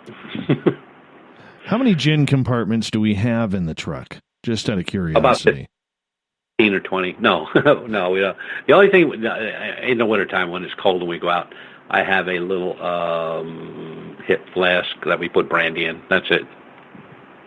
Oh, of course. Got to have something. Something. Yeah. I want to get into, as we start to focus, we only got about 15 minutes here, or 12 minutes here before we got to go to break. I want to get into Bigfoot, because you were also saying that Bigfoot sightings are on the rise as well. Yes. This kind of surprises me, considering how elusive this creature is at the best of times. Well, yeah, and I agree with that 100%. But it's kind of like the bipedal canine. You know, we see them in July, August, September, sometimes October. Bigfoot reports, normally we see in Pennsylvania, now I'm only speaking for PA, we see them in August, September, October, November, and then we don't see them anymore. No more reports. But it's been steady. I mean, they've just been steady right up until, matter of fact, 3 days ago. And what are people seeing? 7 to 8 foot tall, large, dark hair, no neck, very large head, long muscular arms, heavy legs, bipedal, of course, with a ape-type face, or what to some look like an ape-type face. And when you say, are you talking chimpanzee, they go, no, more like gorilla, you know. So they're seeing something. They're seeing something. I don't know what they're seeing, but they are seeing something. Right. Part of the issue that I have with Bigfoot, and I've noticed this big debate here recently, and as we talk about this increase in sightings, there seems to be the new debate in Bigfoot of whether this is a very vicious creature that gets a lot of people talking wrong about it. And then there's the group who believes that it's actually a very passive creature, and it's complete vice versa. I don't know if I'm making any sense here or not, and I apologize. Let me try that again. There's two groups of thought out there right now, Butch, with one group saying that the creature is very passive. The other one is saying that it is very vicious, but plays off on a passive reputation. What are you going on with this creature? That's the same thing, you know, I've heard that before, and it's the same thing we hear with extraterrestrials. You know, they're either, you know, nice guys, you know, nice little guys, help you out, so they're there to help mankind, this, that, and the other thing. Then you get the same thing the next day where they're saying, oh, they're ruthless, they're vicious, they'll kill you, they'll eat you, they'll do whatever, you know. So are they malevolent or benevolent? We as researchers can't say that, because I have never seen a good recorded injury caused by a Bigfoot, nor have I ever seen a death kill, or, you know, somebody killed by an extraterrestrial. So again, with the absence of proof, and with the absence of a police report, and the absence of a body, and the absence of everything else, I just look at it as a story. You got to admit, though, it gets more exciting if you say that, you know, Bigfoot is a killer, or extraterrestrials will eat you alive, you know, and takes you back to old movies and stuff. But it just, I think they are passive, very passive. Very shrewd. They're in their environment. They know it better than anybody else. And I always get tickled when somebody says, I'm going to go out and catch one. And probably the only thing to go out and do is catch a cold, you know, or a wet butt. But I hear the same thing about UFOs, you know. Oh, I ever see one land, and I'm just going to march right in there and drag them out and beat the crap out of them. Oh, I'll drag them. Oh, God. After that, you do want to hit the gin bottle. You know, if there was a gin bottle that was getting free advertising, you'd be doing it right now.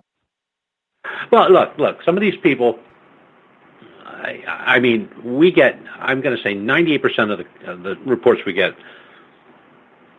people believe what they're seeing or what they saw. And then the other 2%, I look at them and I go like, these people couldn't find their ass with both hands. And if they think this is going to happen the way they said it's going to happen, they got more chance of seeing Jesus in the parking lot. It's just this very small group of people that they just watched hunting Bigfoot or killing Bigfoot on television. They just watched an episode, and they're relating how tough they'd be out there. Well, I'm not looking forward to running into Bigfoot, nor am I all excited about running into a bipedal. Either one of them will tear you in half, no shit. But, I got enough trouble when I go out there worrying about a black bear.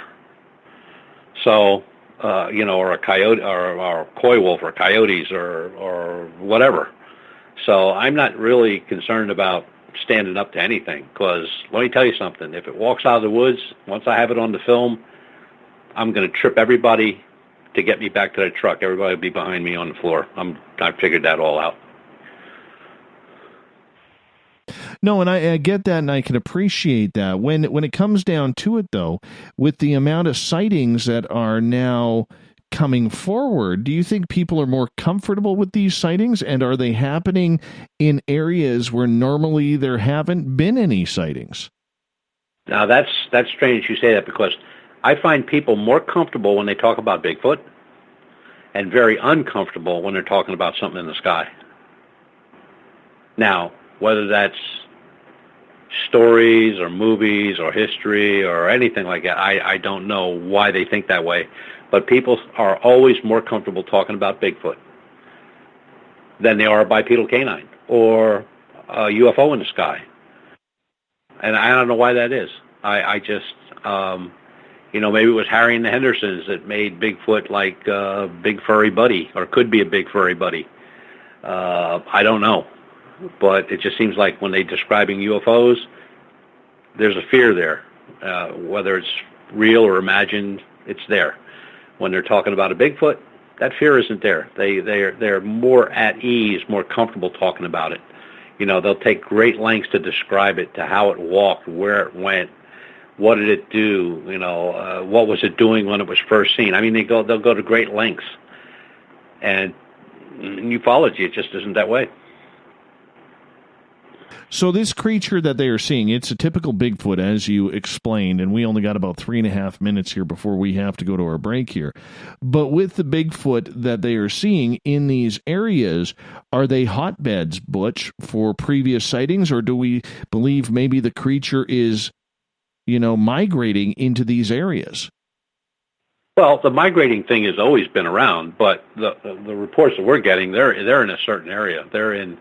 They're within 3 or 4 counties in western Pennsylvania. That's where the reports are coming out of. But the migratory thing has been around for a long time.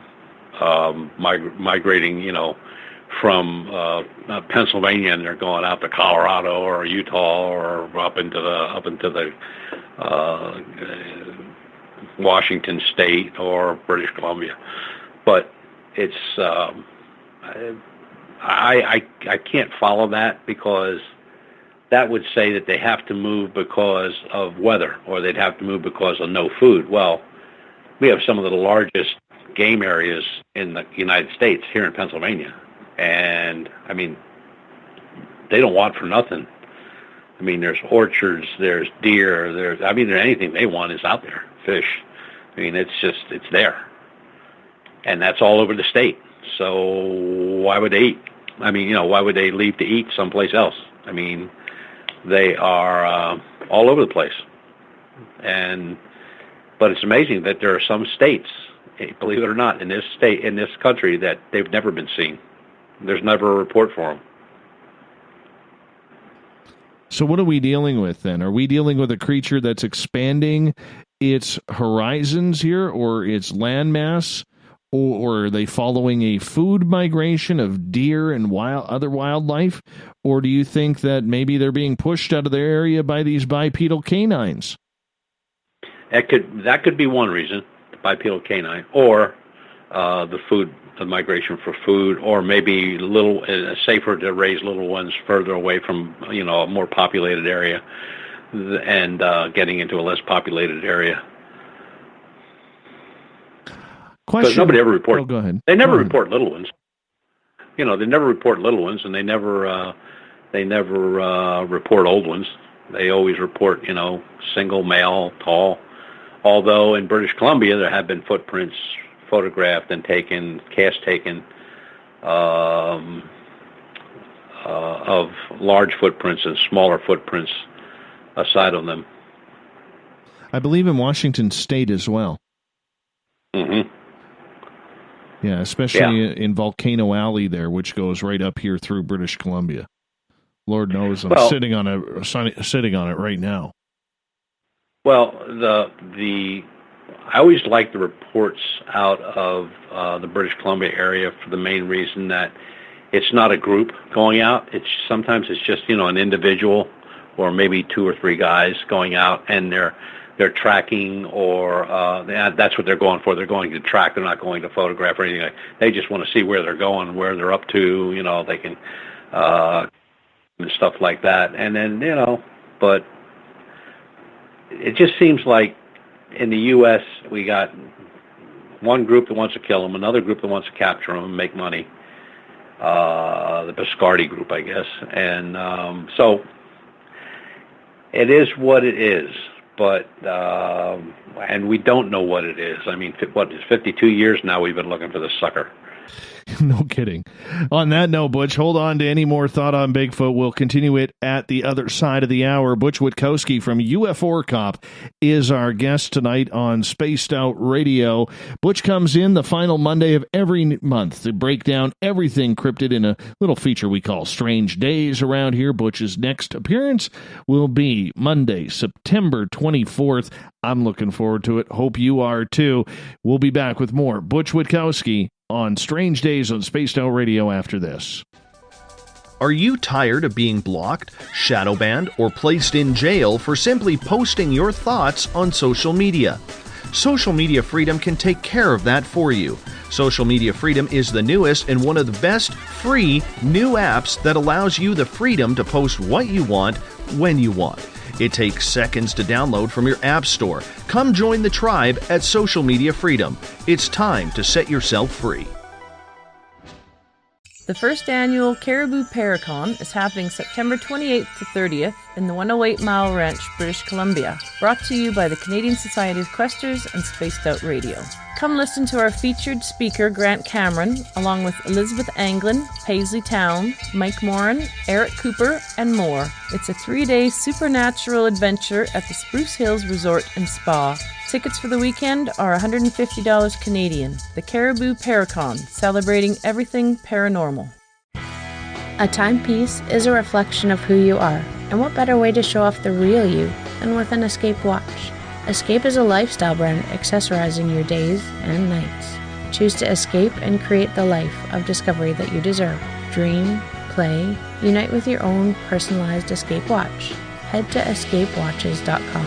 There is no time like the present to enjoy your escape. Use promo code SMF2017 for your 20% discount today.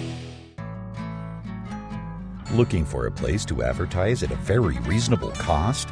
Look no further than Spaced Out Radio. SpacedOutRadio.com has an advertising tab that you can click to check out our daily, weekly, and monthly packages to play on the radio, or our website including social media. From commercial spots to banners, we have it all. Check out our competitive pricing today. Find yourself constantly looking up in the sky, looking for answers? Have you had extraterrestrial contact? Are you an abductee? Looking for answers to your experiences? Hi there, I'm R. Keith Andrews, Spaced Out Radio's resident ET expert. Join me live the first Friday of every month where I take questions from the Spaced Out Radio chat room and help you understand those from the far-off world. It's 2 hours of knowledge every experiencer should listen to. Hope to see you there. Are you intrigued by Paranormal Talk Radio? You'll love the new Paranormal Radio app from TalkStream Live. You'll find a great selection of talk shows covering UFOs, ghosts, strange phenomena, and much more. Download the Paranormal Radio app now and start listening to the very best in paranormal talk entertainment, including the network you're listening to right now. The Paranormal Radio app, free in Google Play and the iOS App Store.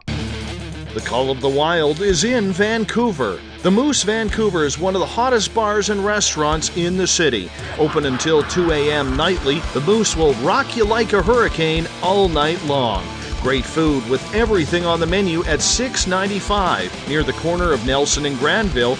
Get your horns up and come rock with us. The Moose Vancouver, the official rocking bar of Spaced Out Radio.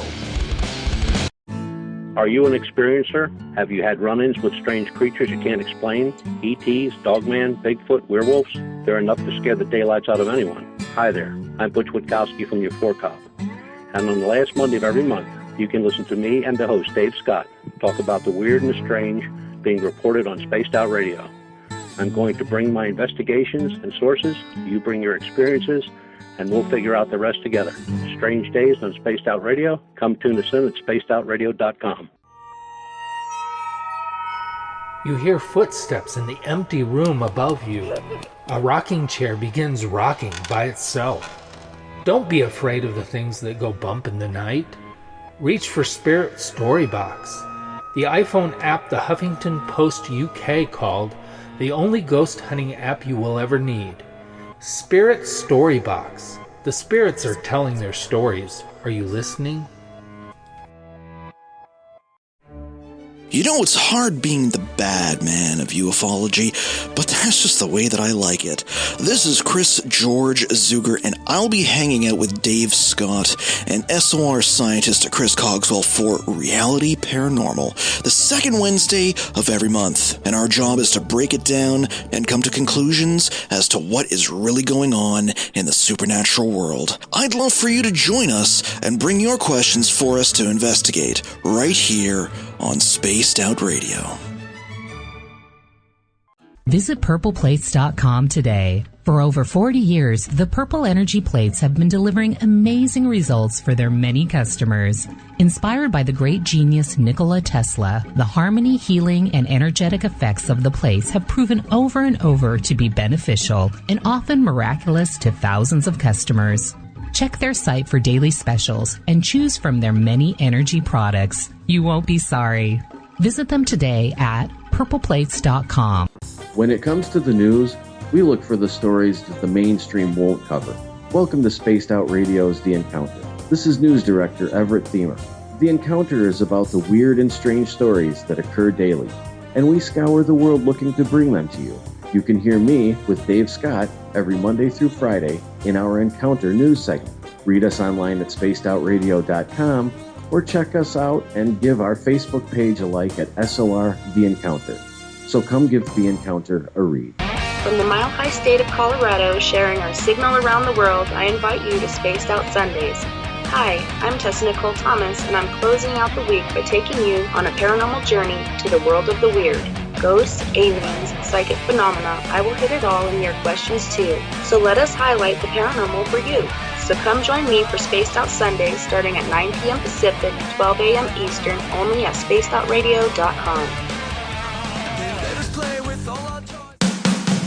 The views and opinions expressed by tonight's guest and topic of discussion do not necessarily represent the official policy or position of Spaced Out Radio, Spaced Out Weekend, Spaced Out Radio Limited, its hosts, syndicated carriers, or anyone associated with this broadcast. You're listening to Spaced Out Radio with Dave Scott. Follow Dave on Twitter at Spaced Out Radio and hashtag Spaced Out Radio, and on Facebook Spaced Out Radio Show. Now, back to the program. Welcome back to the third and final hour of Spaced Out Radio tonight. I am your host, Dave Scott. Thank you so much for being with us. Tomorrow night on the show, author Ian Holt is back with us. We're going to talk horror, paranormal, suspense-filled action starting at 9 p.m. Pacific, midnight Eastern time at spacedoutradio.com. Hello to everyone listening in on the SOR Radio Network and Deep Talk Radio. Thank you so much for tuning us in. Don't forget, all of our archives are free. Go to youtube.com/Spaced Out Radio. Radio. Do me a favor, hit that subscribe button. Bill Cardwell has set the password for tonight in the SOR Space Travelers Club. Tawfite. Tawfite is your password. Make sure you use it wisely, Space Travelers, as Bill sets a password each and every night right here on the mighty SOR. Our website is spacedoutradio.com, where we have a plethora of features for you. Rock out to Bumblefoot, shop at our store, read up on the encounter online, and so much more. Don't forget, you can also get tickets, too, for September 28th through 30th. You got a month to get your tickets and book your hotels at the Spruce Hill Resort and Spa here in 108 Mile Ranch, because it's the first annual Caribou Paracon presented by Spaced Out Radio. Yes, even the Ukrainian watermelon, Ron from Saskatchewan, is coming. I'm very happy about that. Go to questers.ca. That's questers.ca. Click on the fall conference, and you could go right there, get your tickets. Grant Cameron, Lorian Fenton, David Weatherly, Ross Aldison, myself, Eric Cooper, Paisley Town, Mike Morin, Michael W. Hall, and so many more will be presenting there. Definitely a weekend that you want to get out of your house and up to British Columbia to see. For the final time tonight, we introduce Butch Witkowski. He is from UFO Cop. You go to ufocop.com to check out his website. Butch comes in here the final Monday of every month. We call the feature Strange Days. His next appearance will be on Monday, September 24th. Butch, thank you so much for coming back. Always a pleasure, Dave. You know that. Oh, I got lots of love for you, my friend. Lots of love. I got a few more questions from our audience here, if you don't mind. Cool. All right. Speaking of the Ukrainian watermelon, Ron is asking, Butch, what size caliber of rifle does one need when you go out on an investigation in the wildlands? Well, we don't carry a firearm. We carry the same thing that zoos, any zoo would have on hand, and they are a CO2 powered, basically a paintball gun. We carry different types of ammo. They're 68 caliber. They will hurt you. As a matter of fact, if you hit somebody in the right place, that you will kill them. But we carry a hard rubber ball. Police use them also for riot control. Hard rubber ball. We carry a fiberglass ball. We carry gas, and we carry it's like a talcum powder. If it's something small bugging you, like a coyote or something like that, and you just want to give them a shot in the butt with a little powder, you're not going to hurt them, but they'll go. We're not out to kill anything. If somebody wants to kill us, we'll get in the truck and go. Like I said, I will trip anybody in front of me. But no, we don't really carry any firearm because most of the state parks in this state, you're not allowed to carry a firearm outside of hunting season. So, although we get into areas that aren't, and at that point, a firearm will be carried, and it could be a shotgun or it could be a pistol. But the weapons that we carry on board the truck are air guns. I think it also, too, and correct me if I'm wrong, Butch, but I mean, you should know your territory before you go in. What kind of animals are in there? Because, I mean, if you're in an area like where I am, where you got a mixture of grizzly bears, wolves, moose, wild boars, black bears, cougars, where there's a lot of animals that could kill you at any time, it really, really helps to define what animals are in your area first. So research is probably key on that first and foremost. Oh, absolutely. I mean, now in the areas we go, the things that we'll be dealing with will be coy wolves, coyotes, fishers, black bear, and that's what the gas is for. The black bear. It's a very potent. It's called ghost gas, and it when it hits and opens up. Of course, the gas is discharged, but there's also a sticky element in the charge that when it hits, it sticks. It's been tested on grizzly. It's been tested on Arctic bear. It's been tested on brown bear. And, we have both a rifle and a pistol. Person that's on, whoever is working the control center where the truck is and everything is all set up outside. They have a pistol, and it's a 7-shot clip. They have 3 extra clips on them. If a bear pops out, that the clip that they load would be the gas. If they got something like a little coyote or something pestering you, it would probably be the powder. A coyote would get either hardball of one type or another, but that's about it. I mean, it's one of those things where you have to have a mindset. Like I said, we go into places where we do carry weapons, but they're mostly, and that's a regular firearm. But when we're really out looking, everybody's got a knife. Everybody's got some type of a pistol of some type, and pretty much everybody's carrying the same ones now. Tippmann, 68 caliber, very potent. If they hit you, they will hurt you. And if you take one of those round ball, hard balls, and hit somebody in the head, you're going to kill them. You'll penetrate. Well, there was a newspaper reporter, last year or the year before, was accidentally hit in the eye with a ricochet. A hard ball ricocheted off of a car and hit her in the eye and killed her. So they're potent, but the zoos use them. They're non-lethal, so we don't have any problem with the game commission or anything like that. And it's really only to protect you. You don't want to kill them. You just want to scoot them, get them out of the road. And that's what it is what it is. I know there's guys that go out there, looking for Bigfoot. Man, they got more guns on them than you'd think they were going to war. But that's not what we're looking for. We're, just a non-killed group. That's it. Susan is asking, Butch, where do you think Bigfoot goes when it gets very cold out, especially up here in Canada where it gets cold?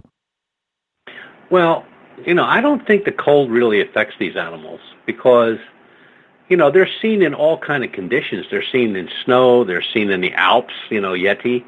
They're seen in Eastern Europe in the Russian Urals. They're seen in Alaska.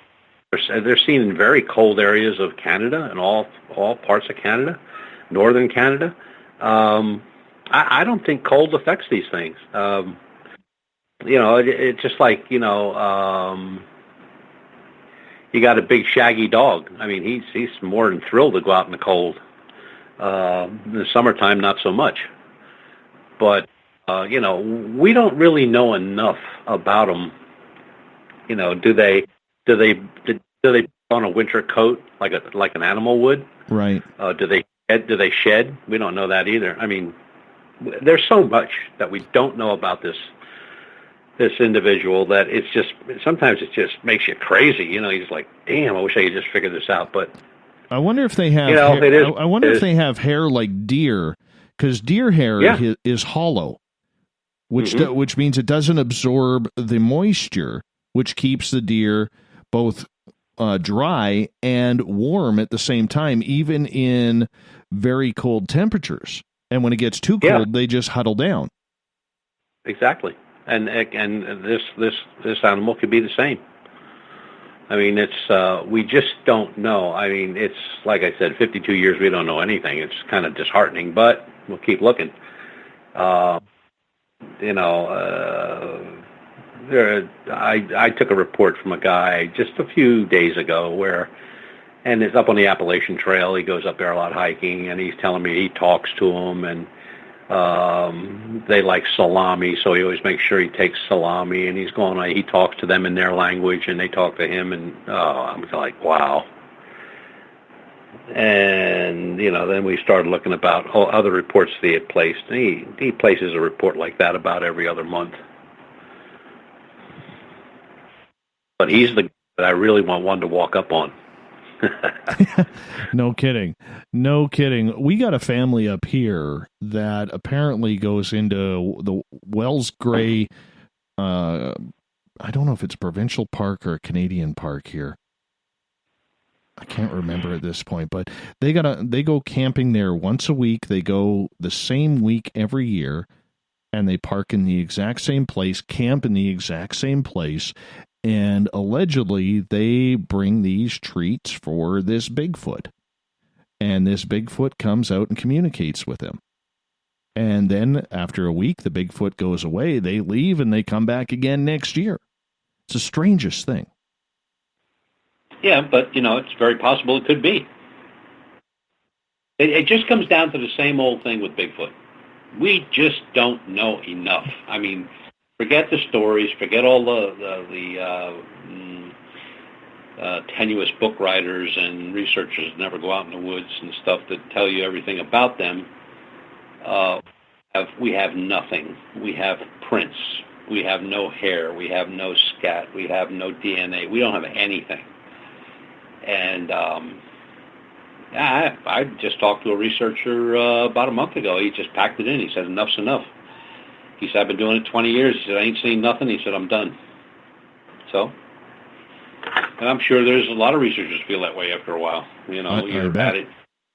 You're at it every weekend or a couple times a month or something like that, and time, money, expenses, and they just get tired of it. And there's no reward, but I think they're looking for the wrong reason. I think a lot of these guys want to find it to get their 15 minutes of fame and fortune, and then there's other people that just want to go out and I just want to prove they exist. Go ahead. If I get them on video on FLIR or a photograph with FLIR, I'm a happy camper. I don't need to do anything more.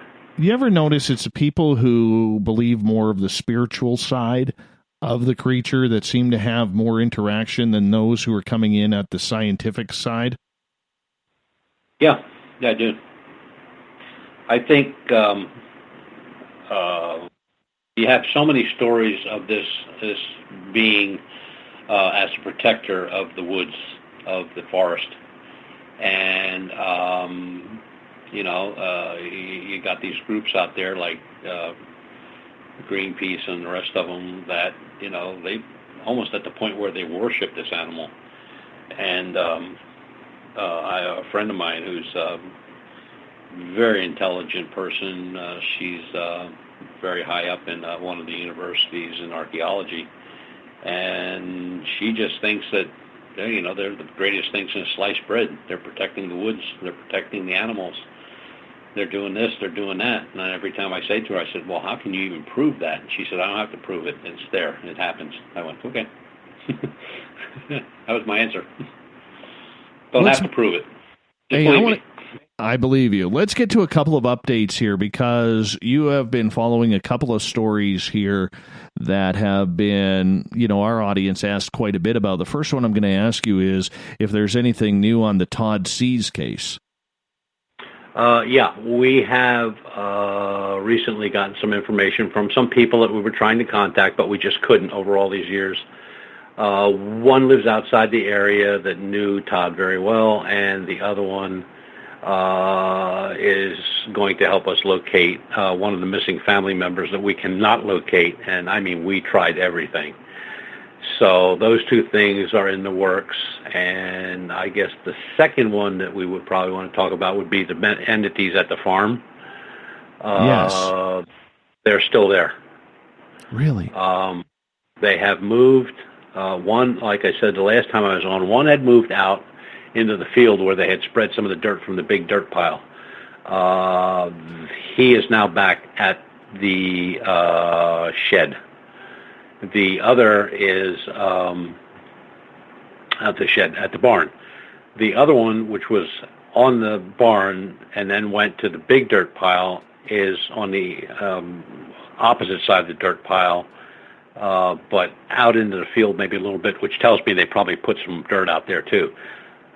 Our thinking right now is that the folks that did this building, put this building up stuff, have disturbed a gravesite of some sort. Like I said before, this whole area where this is located was all Susquehannock Indian territory, from Lancaster County all the way into Lebanon County. That whole valley was nothing but that same Indian tribe, and they were at war with everybody. And they were, like most groups in the area, their enemies would burn the dead. The Susquehannock buried their dead just like we do today. So we're thinking that this they either disturbed a battle site or they disturbed a grave site. And these are watchers. They are there. They don't change. The sizes are still the same. We have one smaller than the other one. One's a little taller. And they're there. And I don't know what to do with it. I have them on FLIR. I have them on video FLIR. I have them on picture FLIR. I have them on infrared. I got them on everything. But I can't tell you what they are. It's just a disturbance. It's an entity that's there and not there. I don't know how else to explain that. With those ghosts, are they still being as, I don't want to use the word demonic, but let's say as evil as they had been? If you go back in lore of that tribe, they were never much into skinwalkers and stuff like that. What they were into was they took care of the elderly, the sick, the dead. And when I say took care of the dead, they would call on their protectors, their invisible protectors, warriors, to take care of those sites, not let them be disturbed. Now, there's nothing bad has happened at that place, like there's been no retribution of any type that we know of. There are some activities over at the pond on the other side of the property, but that is mostly, it's been heard now by the owner, it's been heard by Lon Strickler from Phantoms and Monsters, where you have, it seems like a chanting, like some type of a chant. But if you go to the other side of the house, it disappears. So what's going on the other side, which is nothing but a cornfield, I have no idea. I've not heard it. We're going to set up a recorder I think it's 30 days it'll work. I had to borrow it from a friend of mine. But it's all weather, we can put it right there at the pond, so it doesn't matter what the weather is, it'll record for 30 days.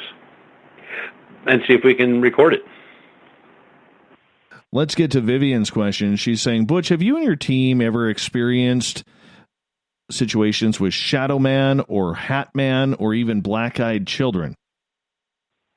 No, we have not. We have taken reports of Shadow Men, none of Hat Man or black-eyed children, but we have taken report of Shadow Men, and that was at an old Boy Scout camp that's been defunct for 35, 40 years.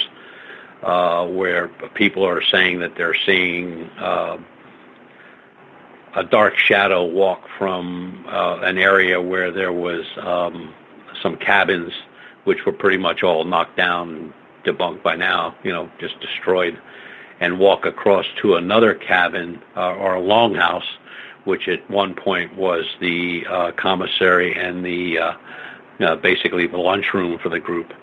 And it's been seen a number of times. We went up twice. We didn't see it. So I guess the gentleman that reported it and his wife had bought a couple game cameras. They're going to try, see if they can pick it up on a game camera. But we haven't had any on Hat Man or Black-Eyed Children at all. Is that just because the reports haven't come in, or would you limit yourself to say, look, we got enough on our plate right now. We don't need anything more weird and strange? No, we would take the report, but it seems like a lot of the Black-Eyed Children reports seem to be rural. And when I say rural, I'm like the Kansas area, Iowa, Flatlands, Colorado, New Mexico. And they're always the reports are always remote. It's not like they're going to downtown 7-Eleven. I mean, they'll hit a farm. They'll be knocking on a door at a farm or a small village or something like that. But none that I'm aware of in Pennsylvania. There could be, but I'm not aware of them.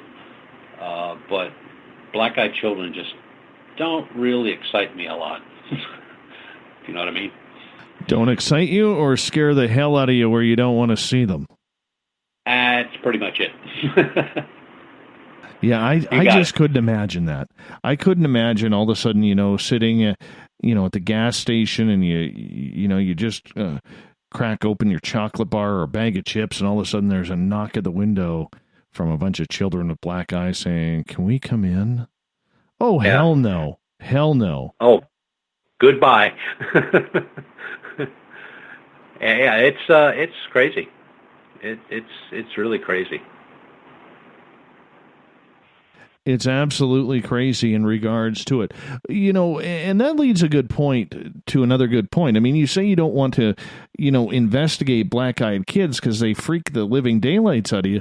Are there topics, Butch, that you just will not touch? Well, I say I wouldn't investigate it, but I probably would. I guess the first thing that comes to my mind when I think of black-eyed kids is like, I ain't letting them in the house. Ain't no way they're getting in the house. But if I had the chance to investigate them safely, I probably would. The only thing I try to stay away from is demon worship and, demonology and that kind of stuff. First of all, I don't know enough about it. I've met too many people that had bad experiences when they got involved with demonology. Whether it is, and I don't even know if you consider a Ouija board demonology, but just the stories that you hear and stuff that was spoken at conferences, and it's just, I just don't want any part of it. I don't know why, I just don't. Do you think it's all connected, though? I think everything is connected. If you had asked me this a couple of years ago, I'd have said, no, they're all separate. But after all this and all these reports and stuff and talking to all these people and seeing all this evidence, I think it's all connected. I think the paranormal is connected to ufology. Ufology is connected to cryptozoology. Cryptozoology is connected to demonology. I just think there's a connection there somehow. What it is, I don't know. I'm not the only one that feels that way. I've talked to a lot of investigators that we've had long talks about it. There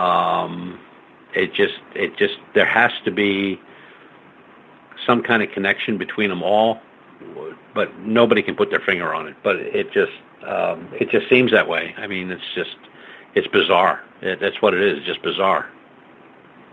Just like the haunted house with the lights going on off and an orb overhead. Now, why would that be? I don't blame you. We got time for one more question here. This one coming from Ron. He is asking, Butch, have you ever felt like you were being investigated or observed by those on the other side that you were trying to seek? Yes. On our very first bipedal expedition, we felt that whole weekend we were being watched. Goofy things happening, like we had a roaring fire all day long. It was cold, and it was end of September, early October. It was a bright full moon. We heard no animals. We heard nothing moving in the woods. We found nothing with FLIR devices or red. We didn't see or hear an animal. We didn't hear, and the place is filled with coyotes and coy wolves. We didn't hear one howl. We didn't hear anything. We didn't see anything. The wind changing north, south, east, west. And at night, the fire wouldn't stay burning. It would just go out on its own. Even though we put accelerant on it to keep it going, it just would die. Come back morning, as soon as the sun rise, the fire came back. Unbelievable. Yeah, that's what I said. Just never gets boring in the field. My friend, we got about 2.5 minutes left with you tonight, and I always like to say a big heartfelt thank you from all of us at Spaced Out Radio for you coming on in and being a trooper with us, giving us the details of all the weird and strange that is going on in your neck of the woods and around North America the final Monday of every month. Really do appreciate you always taking time out for us, Butch. No problem. Anytime. I've always said that from day one. I don't even know how long I've been on this show. Been a long time, though. About 2.5 years now we've been doing this. Wow. And there's always something new. Always something new. Yeah. How time flies. You're like a good wine, man. You're aging well with us. You're aging well. Yeah, if my wife don't kill me with fixing up stuff in the house, if I live through that, I'll be all right. If I have to hang one more picture, the next thing I hang will be me. I don't blame you. We will talk to you again on Monday, September 24th. Do me a favor, Butch, if you could, and just tell everybody where they can send their reports to in order to get a hold of you. They can go to our webpage, which is euphoricop.com, go under terrestrial contacts and just click on me and you can send a report. Or you can go on Phantoms and Monsters blog, and on the right-hand side, if you scroll down, you'll see our logo. And if you click on that logo, you can send a report that way. It'll come direct to my email. Awesome. Awesome. Always good chatting with you, my friend. Really appreciate you taking your time, and we will talk to you next month. You take care now. All right. And remember, if you have any cases, uforcop.com. That's uforcop.com. Check it on out. Butch Witkowski is the man, the myth, and the cryptid legend around here, and we love him for it. Coming up next, we have Everett Themer and our nightly news with The Encounter. This is the winter of our lives. We come to play the final scene. The curtains closing in the darkness. We expose what lies beneath.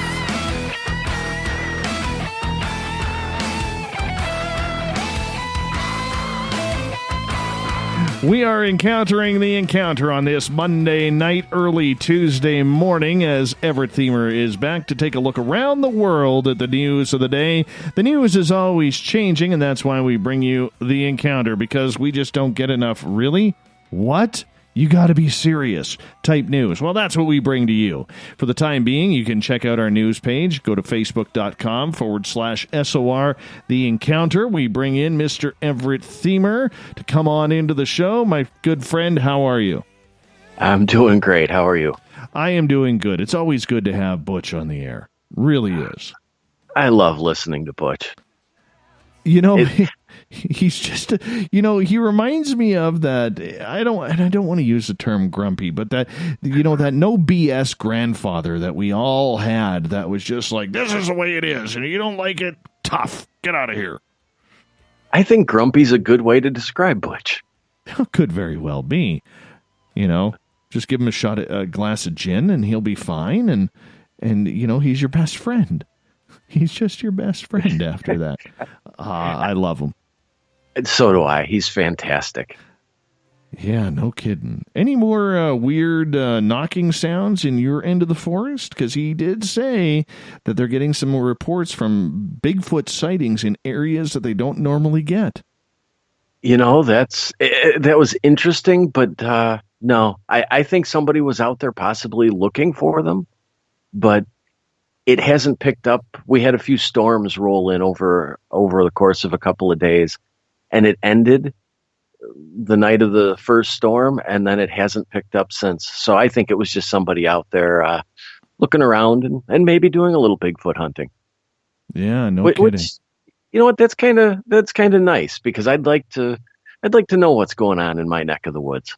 I don't blame you. I got to tell you, I'm feeling pretty good around here right now. We had a weekend of rain, all right, which has been very, very rare around my area, as everybody knows. There's over 500 forest fires burning in British Columbia right now.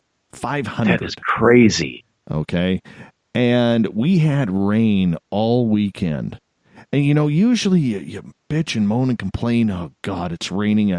Why does it always rain on the weekend? Around here, people cheer. And when you get that first real warm day of spring and everybody's like happy and smiley, you go to the gas station and everybody, oh, hi, how you doing? That's the way it is when rain comes here now. It's so polar opposite of what I'm used to. But I'll tell you, I woke up today, blue skies, nice cool temperature. Everything is cooled down from that 48 hours of rain, and it just feels perfect. Like all of a sudden there's no smoke in the skies. And you can actually see the blue sky. Like, I can't wait to get outside after the show, because I might actually be able to see the stars for the first time in 3 weeks. Well, now it starts to snow there, in a week or two? No, not yet. I haven't even got my firewood yet. Don't even talk like that. I've only got one load of firewood, 16 more to go. 16 more. Takes me, last year I went through 15... Now, I have a pickup truck, okay? So I filled up my pickup truck 15 times last year, and I just made it. But if we would have had a little bit more of a cold spurt, I wouldn't have made it. So I'm going with 17 truckloads this year. I've got one out of the way. So I got 16 more to go, and I'm going out tomorrow morning, because there is nothing more fun than putting on some plaid and being really Canadian and going to use a chainsaw. I love a good chainsaw. Oh, yeah. And you got to spend time with the chainsaw, especially up there. Yeah. For those of you who haven't used a chainsaw, you're missing out. You are completely missing out. Chainsawing is good. I'm a fan. I was just going to say, for somebody, go out and buy a chainsaw and just cut down a random tree. But make sure it's on your property. Yeah, exactly. Get a chainsaw. If you want instant feeling, I don't care what sex you are, but if you want instant gratification of the feeling of what it's like to be a man with a good beard and solid facial hair, get a chainsaw. It's a great way to relieve stress and take out some aggression. Oh, yeah. Dale in the chat room. Chainsaw? Can't you just shoot the trees down? No. You got to pick and choose. Up here, you can only take dead ones. So you go searching all the logging roads on Crown land, and you take out the dead ones. And the reason why you go after the dead ones is because those are the ones that cause the forest fires. So the more dead trees, so up here in Canada, on Crown land, which is government-owned land, they allow you to go for free to take as many dead trees, whether they've already fallen or you're knocking them down yourself, out of the forest as possible, because when the forest fires come, it's the dead trees that keep the fuel. And if we could get rid of those, it really helps with the forest fire situation. So I'm going to hunt some dead trees tomorrow. I'm excited. I envy you. I bet you do. And I'll have plaid on as well, because that's the way us Canadians. By the way, quick shout out to Bart L at LGab for giving us the poutine of the week on Twitter. Here in America, that just sounds dirty. I know. Or poutine, as the French say, poutine. All right. Why do you guys have to make everything difficult? Why can't you just call it gravy fries or because it's something not. like that? You got cheese curds on there, too. Don't knock it until you try it. SOR's cat. Dave, do you always harvest your own wood, or do you pay for it, too? No, my wood is always harvested. Always. I don't know how that's supposed to sound proper, but nonetheless, let's get to the news, my friend.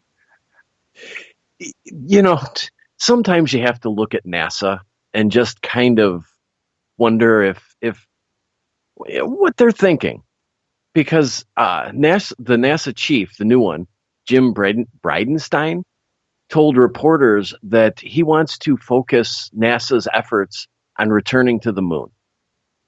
He said that there was a gap, and he addressed this gap between the end of the Apollo era and the time that the shuttle was retired, where we had the opportunity and the capabilities to go to the moon, but we never made the attempt. And what he doesn't want to have happen is that same kind of gap to occur when the International Space Station is retired. So what he said is that he has a goal to put people in space. His words were lots of people. And that these people are going to be the stepping stones and the building blocks to advancing our space system and missions out farther into the universe. But at the same time, and this is where it gets kind of weird, and you have to wonder why they do things the way they do. On Thursday, Vice President Pence was talking to some NASA employees, giving a speech to them, where he announced the Lunar Gateway project.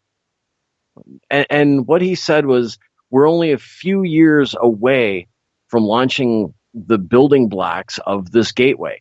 It's a $500 million project that will essentially be a permanent residence and somewhat like a space station out in space, allowing astronauts to live out there. It kind of sounds like a replacement to the ISS, but at the same time, you kind of have to look at this and wonder, where did this come from? Because this just seems to sort of all of a sudden appear. And the NASA administrator kind of came back and argued the point a little bit, saying that this is going to allow NASA to develop missions and it will benefit commercial space exploration as a landing pad to launch other things farther out again. But one of the things he said at the end of his statement was that, and I quote, "We don't want to go to the moon just to prove that we can and never go back." No, we already did that once. Exactly. I don't quite... Some conspiracy theorists are kind of course, jumping on that. Because if you read it the way he said it, it almost sounds like he's implying that we never went to the moon. I can see that. I'm still the firm believer that we did go to the moon. Oh, I think it's ridiculous to think that we didn't. But, you know, when you look at this story, and there's kind of two different branches here with this lunar module that's sort of coming out of nowhere. And then you have all of a sudden this emphasis on lunar projects. And the NASA chief is right in the sense that for 40 years, the U.S. made no effort really to go to the moon. And now all of a sudden we're putting an emphasis on it. And everybody, of course, is going to have to assume or make the assumption that this has something to do with the Space Force and the United States interest in space dominance. And that's another phrase that just keeps coming up, is the U.S. and their desire for dominance in space. Do you think this has any potential, if it does exist, to maybe opening up the fact that there is, over the next, say, 20, 30 years, maybe 50 years, that there is a secret space program? And that all of these facilities are already or potentially already up there, but it's easier to announce it rather than wasting all these taxpayers' dollars to build it? You know, it's possible. I'm interested to see Bigelow chime in on this, because this is right up his alley, isn't it? It would be, but Mr. Silence doesn't talk to the media that often. Yeah, but Bigelow Aerospace has to make some sort of statement. I mean, at least whether or not they're even involved in this, because that was the basis primarily from a big part of his company functions. He's too busy with aliens and buying into MUFON again. Throwing that out there. There's my conspiracy theory for the night. Where's the conspiracy in that?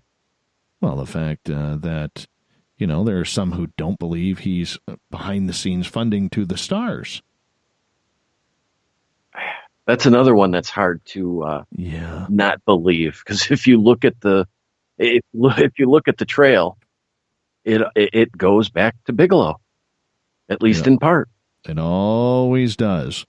Always does. It's going to be interesting to see what happens here. And I realize the minute we mention the secret space program, there's a lot of people who roll their eyes and say, oh, God, not again. Why are we doing this?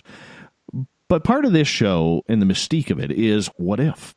What if it's already up there? What if there are bases on the moon and they're just getting ready to maybe refurbish them, redo them, upgrade them, because now they have the public's eye on it? I mean, don't forget, trillions of dollars over years has gone missing from budgets that nobody knows where it goes. Nobody knows. If they're already up there, do we then watch this $500 million? Because it'll be something that they certainly wouldn't need all of. Now, granted, I know that. Granted, in a way, I mean, they could, the way they have it structured and the way they've explained it, I guess you could blow $500 million on some form of orbiting space station. So I guess I just answered my own question, didn't I? Well, there you go. On that note, let's move on to story number 2. You're being you're a sports guy, so I brought this one. I know we don't talk a lot about sports, but hundreds of spectators and dozens of contestants gathered at the Rosen Bowl restaurant in Lancashire, England, for the 11th annual World Gravy Wrestling Championship. Okay. And The competitor. How does this differ from Jello wrestling? It's gravy. It's a big difference. Gravy is better than Jello. If I have to choose between being covered in gravy and being covered in Jello, I'm going gravy every time. Hold on a second. 8 minutes ago, you were ripping me a new one on the air about poutine. So? There's nothing. And now you're talking about your lust for gravy. Like, come on. Come on. I'm not denying that I've put gravy on my fries before. In fact, we used to have a whole restaurant chain in mall food courts dedicated just to putting weird things on potatoes and French fries. Oh, yeah, okay. But they never put cheese curd and why is the gravy white on it's that? Not white. It's every not picture white.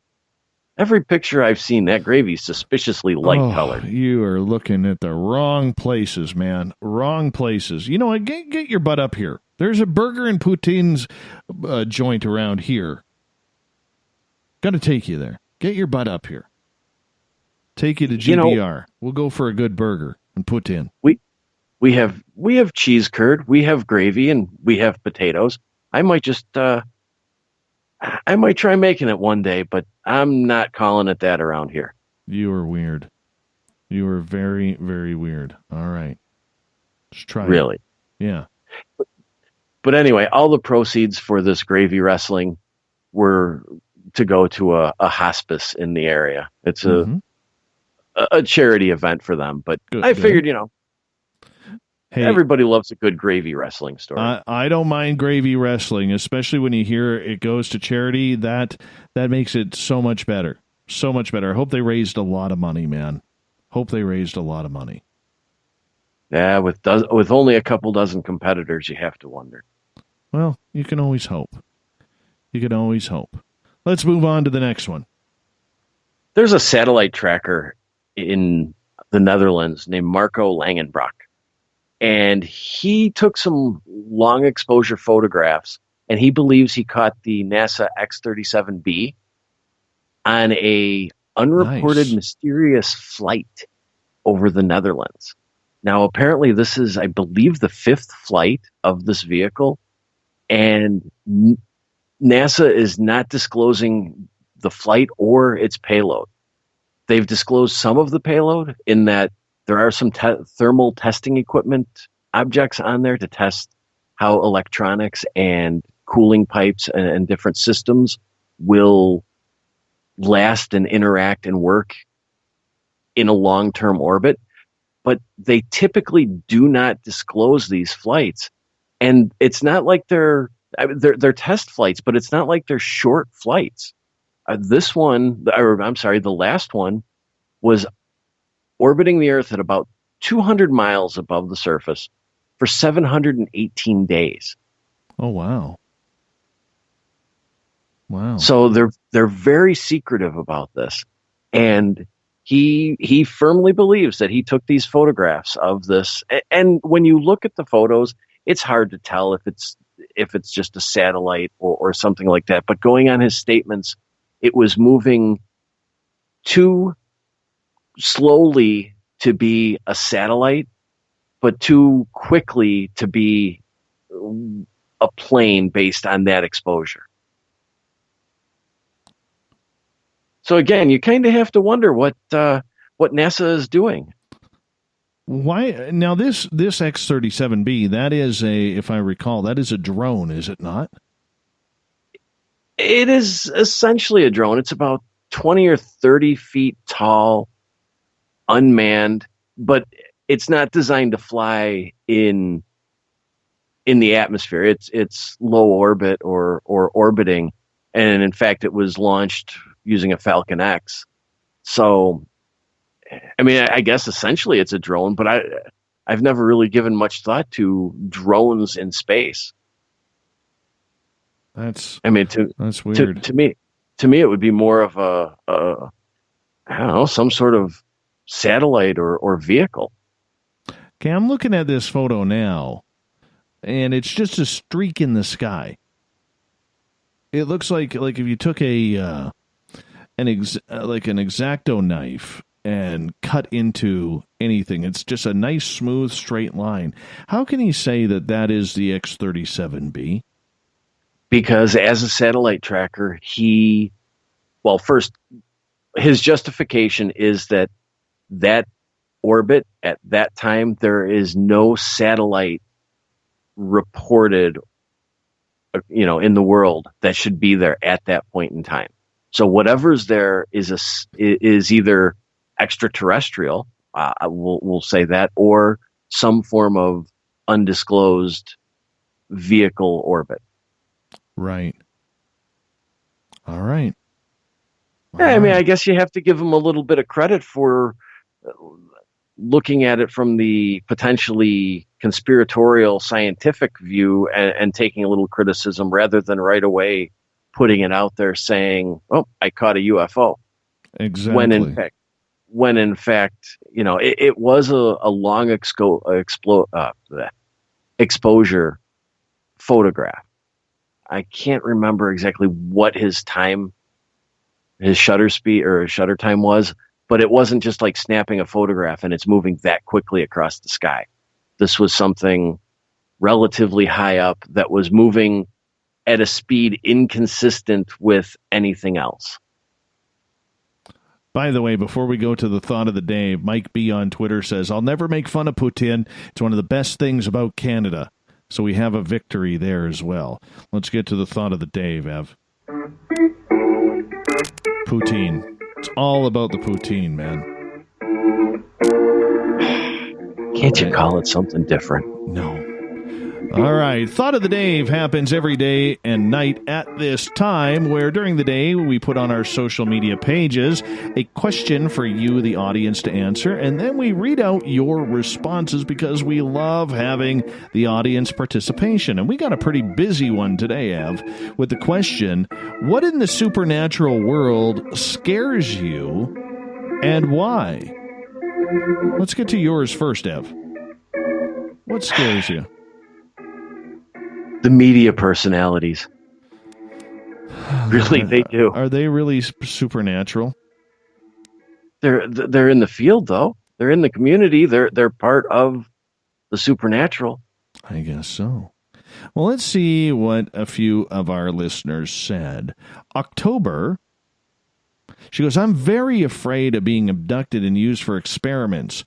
The men in black showing up because we have seen too much and being harmed by Bigfoots."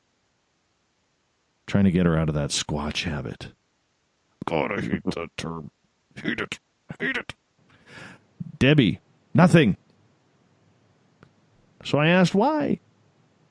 She goes, "Because things I've seen growing up, nothing scares me or surprises me anymore." Okay, that works for me. Now, Tim posts a meme of an alien wearing a sombrero and a couple of tacos in each hand. So I had to ask, what is scary about tacos?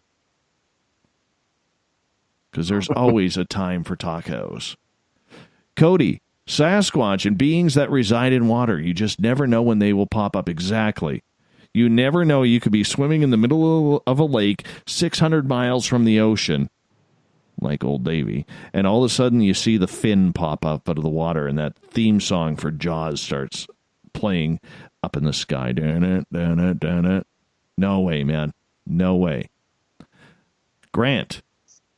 Demonic and cult activity. The cult activity secretly runs the world behind the scenes. Follow the massive amounts of pedophilia activity in high places. No, I would just say that there's perverts everywhere. Unfortunately. Daryl. The Jinn, because they are pure evil. We got to do a show on the Jinn again. Yeah. It's been a long time. It has. I'm going to get a hold of Rosemary Ellen Guiley, see if she'll come on and talk about the Jinn. They're weird. Renee, true shadow men, not human entities that appear in shadow form and black-eyed children, especially hat men. Good. I have not met up with any of them, but the thought of even coming in contact with these petrify me. She needs some good black-eyed children spray. I want to see the black-eyed kids. Not me, man. I saw the black-eyed peas once. They were pretty good. Fergie's amazing. Oh, she's so. Remember when Fergie peed her pants? I do. In San Diego at a concert there, San Diego. Gail, nothing scares me. I simply do not like them, if they indeed exist, and I want them to stay as far away from me as possible. I think she's talking about aliens. James, 0. What does my dog have to do with this? Seriously. Yes, I have a dog named Zero. Cat, what scares me in the supernatural world? Tough question. Maybe it would be hearing your name called from nowhere, because when you are here, someone calls you and it's plain as day and you look around and there's nothing. Or there could be someone in the room and you could say, "What was that?" And they reply in confusion. They never heard it. That's awfully weird. Yeah. Amanda, demonic stuff, dark stuff. That's what frightens me. Jackie, the Jinn. That's a couple for them. Demons gets another vote from Tim. Coming out of portals. Dogmen by Edie. They just have enough intelligence to be dangerous, savage killers. Sean, Bigfoot, because it's the only monster that is very tall, very strong, and very real. That scares me. Like the great whites to Dave Scott. Don't forget them gnomes. Do not forget them gnomes. Mira, Catholic nunnery scares me. I just realized I wanted to change my answer. If you're a Catholic nun with the reputation the Catholic Church has going right now, that's the safest position you can be in. Just to be honest. Eric, nada, nothing. Helena, nothing anymore. Kevin, devout believers whose faith lies in anything religious. Karen Smurl, we've had her on the show. I have a hard time reading people say nothing scares me. You haven't had the right experiences then. She says, I'm kind of biased, though, due to my family's.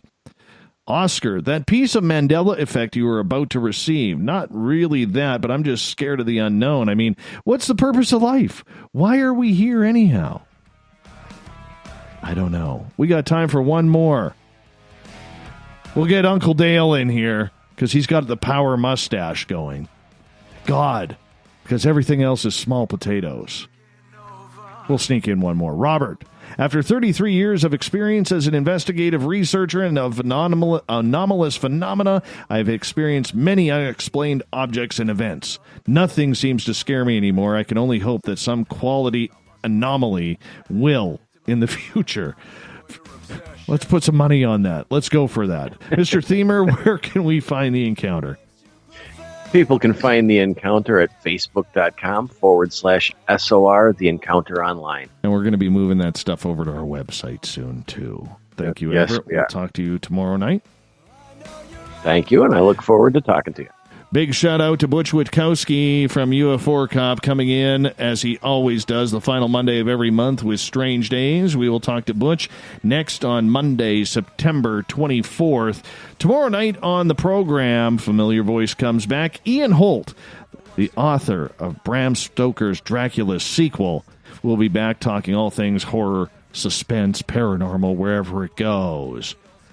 9 p.m. Pacific, midnight Eastern is when we get going. Don't forget, September 28th through 30th, you can get your tickets right now for the first annual Caribou Paracon, brought to you by Spaced Out Radio and the Canadian Society of Questers. Go to questers.ca. That's questers.ca. Click on the fall conference and get them right now. We got Mr. Ron Bumblefoot Thal rocking in the background with Little Brother is Watching. Bumblefoot is the official music of this show, rocking us in and out every single night. Get your horns up for the guitar god himself. Special thanks to everybody listening at home, in your cars, at work, wherever you may be. Big thank you to everybody on Spreaker for hanging out with us. Great questions as well. Twitter at #SpacedOutRadio and the Veterans Club, the SOR Space Travelers on Facebook. Thanks for sharing the show, telling your friends, helping us get bigger every single night, because together, my friends, we own the night. I will talk to you in 21 hours from now. Mr. Bumblefoot, we need a favor. We need you to take us home. Good night.